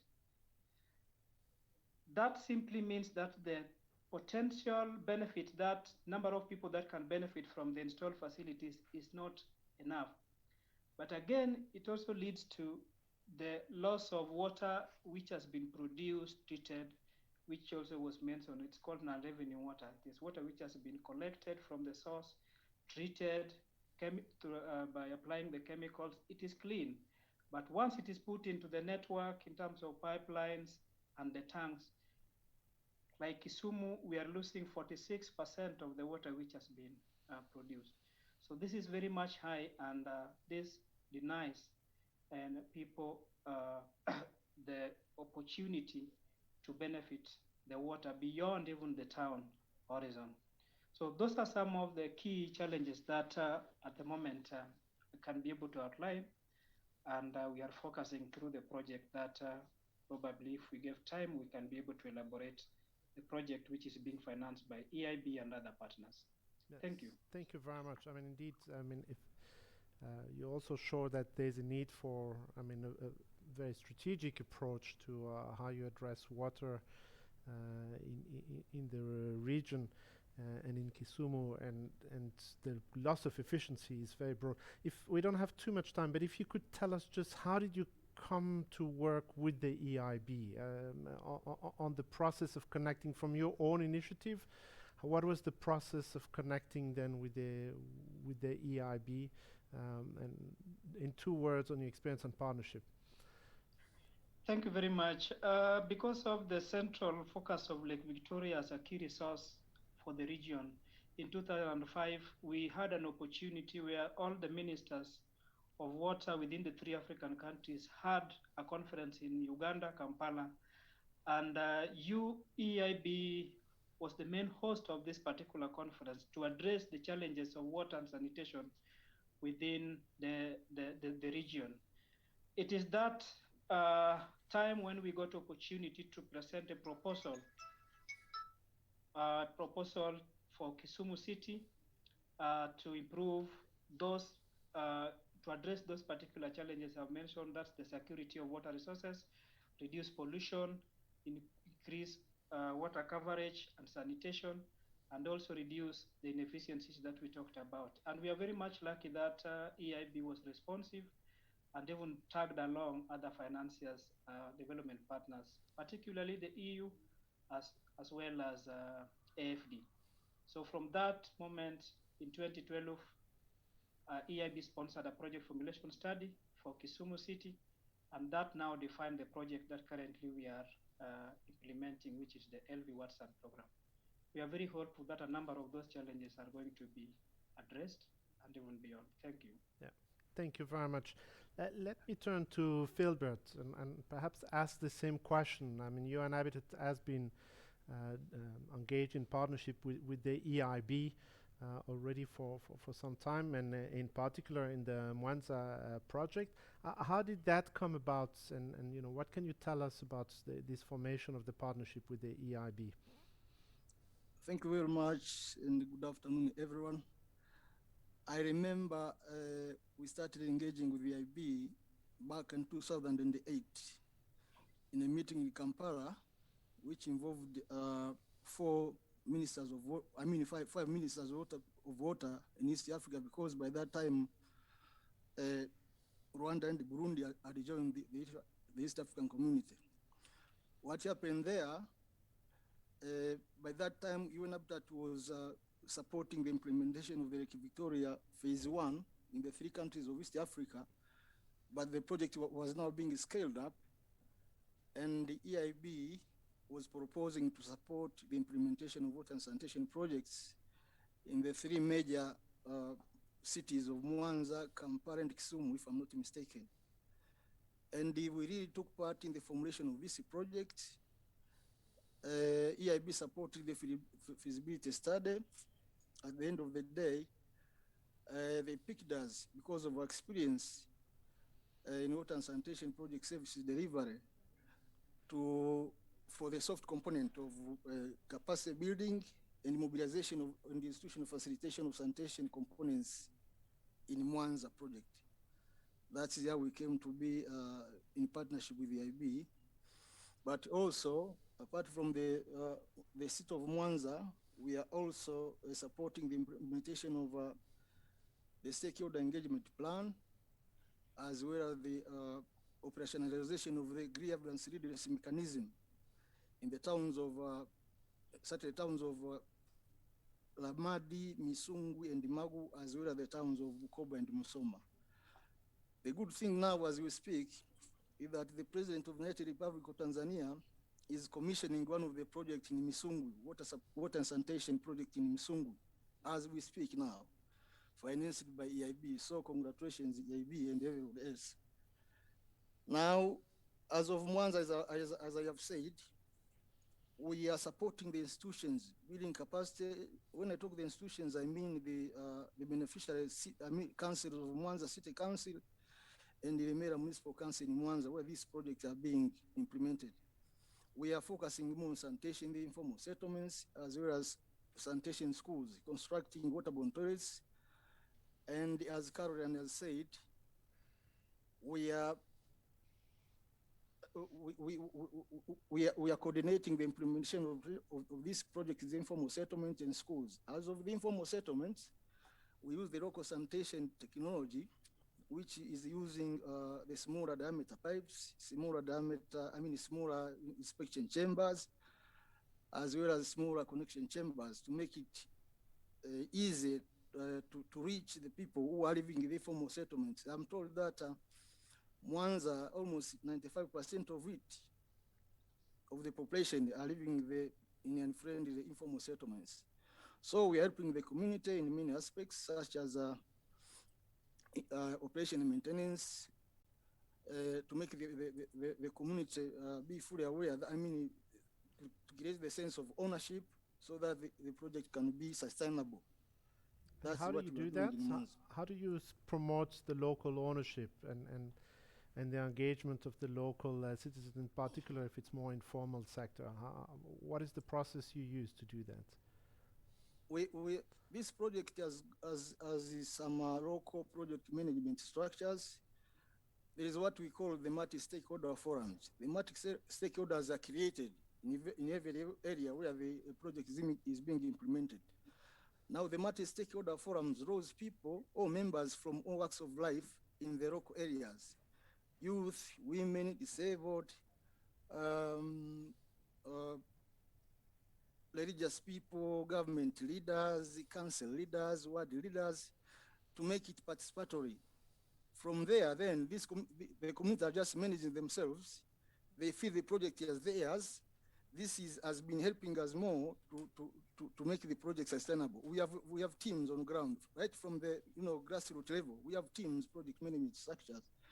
We are so much helpful to make the project, acceptable and functions very well as expected. Yes, thank you very much. And you also mentioned, I'm not sure I followed exactly. You said you had innovation through the pipelines proposal, and Caroline also was mentioning how it is innovative. Can you tell us a bit more about what is the innovative dimension of what you have been doing, and where does this innovation come from? Initially, we had our external kind of experts who proposed this. Then we sat down and with Mwawasa as well as EIB. And when I spoke of the project management structures, there is we have three structures. Number one, the multi-stakeholder forum from the local level. Then we have the project management unit from Mwawasa. Then we have the project management consultants. These ones are under the IBs. So we have experts. We agreed that we were to borrow the technology from Brazil, but the only issue here is that Mwanza is unique because of the steep gradient that you have. Then you went there in the field. Most of the things were done as site specific. But finally, we managed to bring water from the informal settlement in the hills, connecting it to the existing conventional sewerage system. Smaller pipe, then you are going to connect the water into the larger pipes, and it worked. Now we are scaling up. We did the pilot of the three informal settlements. Now we are scaling up another 7 informal settlements. No challenge, no blockages, nothing. So this project has been very successful. And the pipes are being protected by the concrete to protect them from sun and the vandalism. So it has been very, very successful, and it has helped a lot. That's why it is now being scaled up. Okay, perhaps the last question on the scaling up, because there's quite often, in general, in development, a lot of pilot projects, but most of the challenges normally around the scaling up, also for investors, by the way, to once I have a proof of concept to be able to scale up. Could you perhaps tell us a couple of words on what are the opportunities, but also the challenges you encountered in trying to scale up these pilot projects? The challenges we have hitherto are related to the availability of, all resource mobilizations. We are still struggling, but as I said, if we can manage to have more resources, Mwanza in the near future, they can forget about, wastewater management challenges in their towns. To me, it is about fundraising, getting resources from anywhere else to be able to scale and reach the point where we want to reach. Because what we have done so far, we have covered the small area in terms of sanitation, wastewater management in the city of Mwanza. So to me, I think the challenge is, the technology is okay, but availability of funds, the financing of the technology itself. Thank you very much. Perhaps let me turn back to Caroline, or perhaps Jean-Noël wants to say a word, but one of the big issues indeed about scaling up was this question of access to resources. And one of the, of course, advantages of the EIB is this ability, and more generally international financial institutions, we talk quite a lot about their ability to have demonstration effect and to show proof of concept of the kind of approach that perhaps private investors are more reluctant to take, and then showing it is working.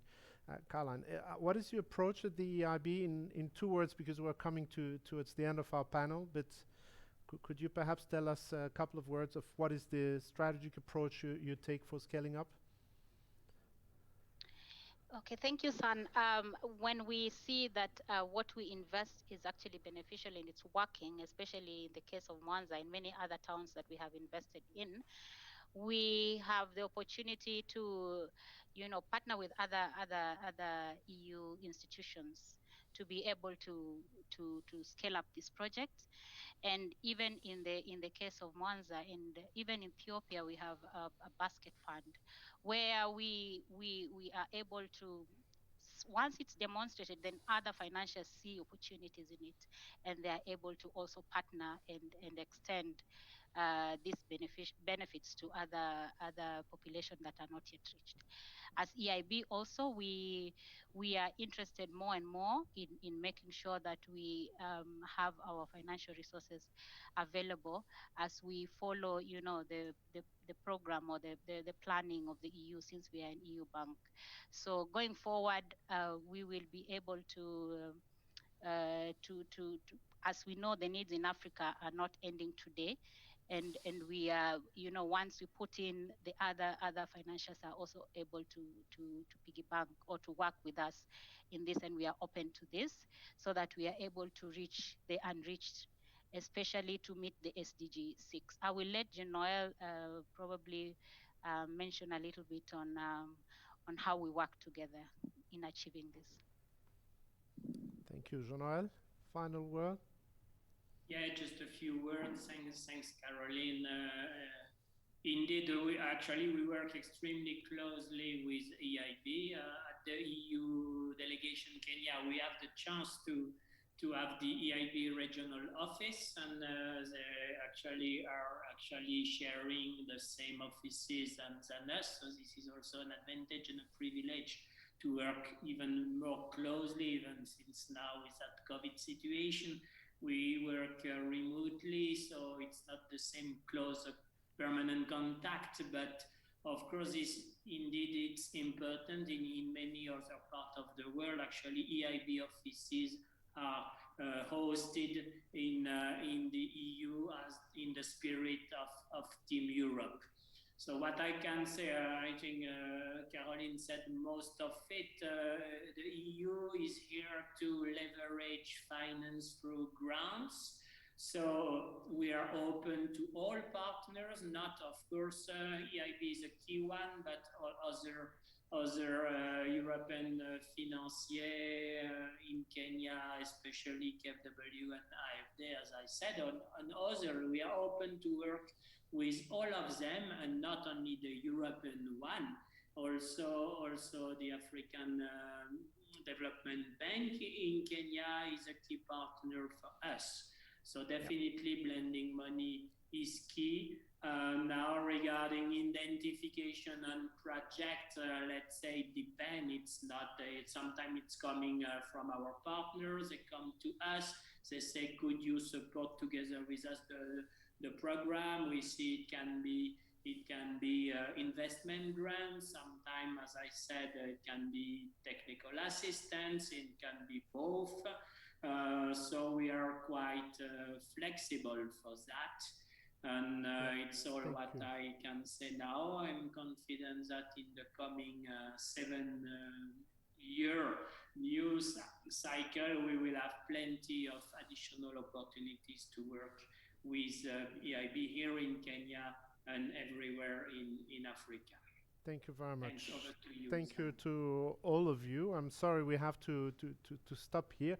But I think that's what this panel is showing again is that the importance of partnership and to anchor these activities in the local context. So the local presence is important, but bringing the experience and building on the experience of the local actors is absolutely key in the way forward.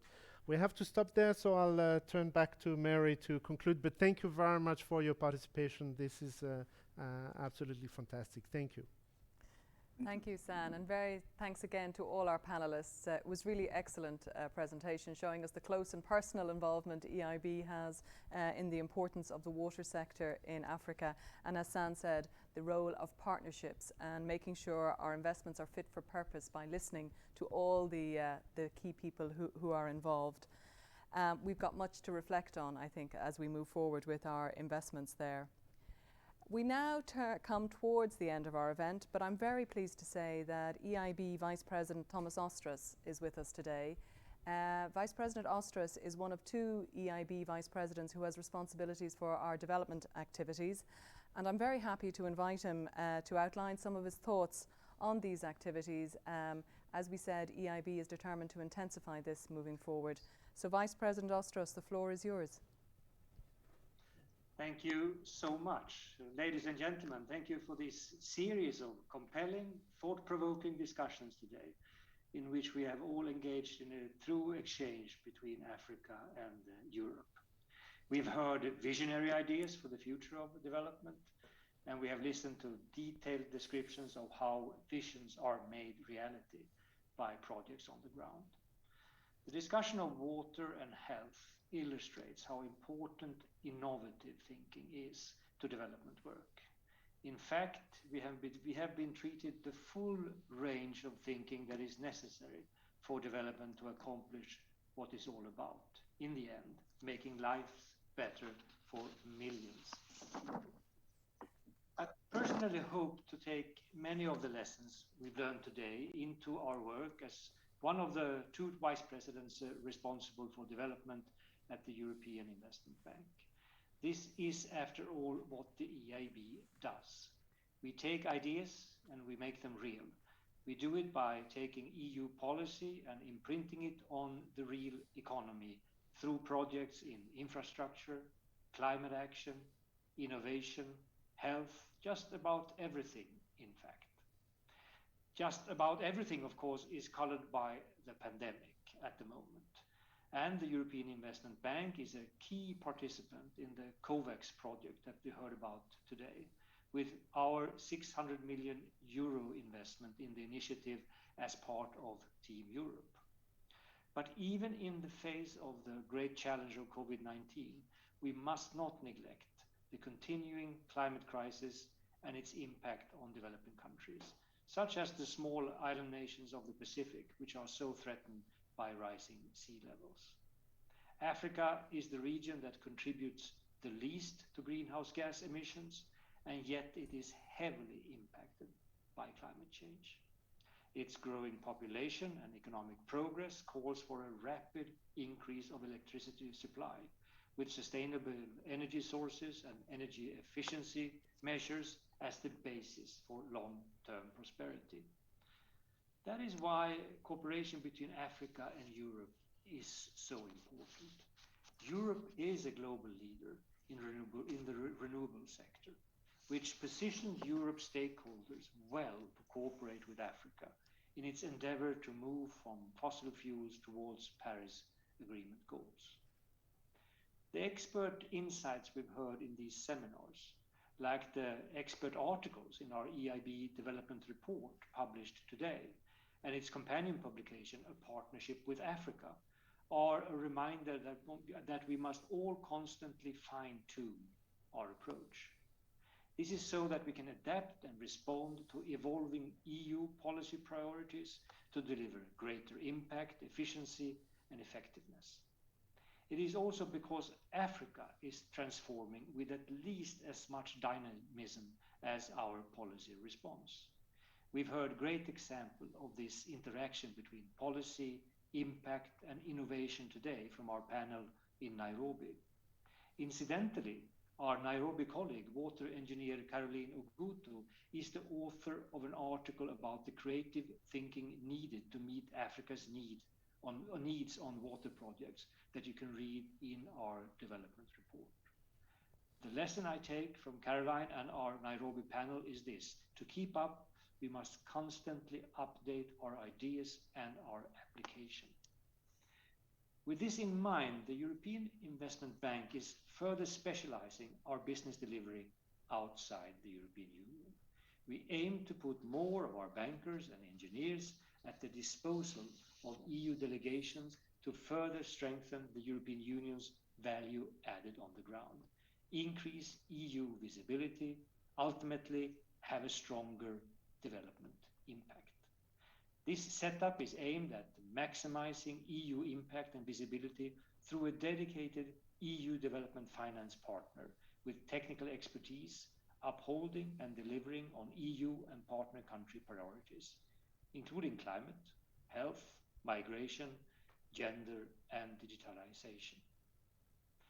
The European Investment Bank is an investment bridge between EU policies and projects on the ground everywhere around the world. We work in almost every African country. We work in the Western Balkan countries on their path to EU accession, in the EU's southern and eastern neighborhoods, in Latin America, Asia, across the globe. Everywhere, we should have the message of our speakers here today in mind. That is how we will be able to build investments that truly reduce poverty, disease, and environmental degradation. Thank you to all of you that have participated here today. Thank you for your attention. Thanks. Thank you very much, Vice President Ostros. And I really do believe that, as you said, today's discussion really illustrates how EIB is that bridge between EU policies and concrete projects on the ground that translate into benefits for the citizens everywhere. We are coming just right to the end of our event. I would invite you to check out, as I said earlier, the EIB website to see our latest development report that was just launched today. And of course, we're looking forward now to the European Development Days. EIB will, as always, take a very active part in this, even though it is fully online. And we will be participating in different events in the coming days. VP Fayol, in fact, will take part in a lab debate tomorrow afternoon. One thing we will definitely miss, though, is the ability to meet different participants at the traditional EIB stand.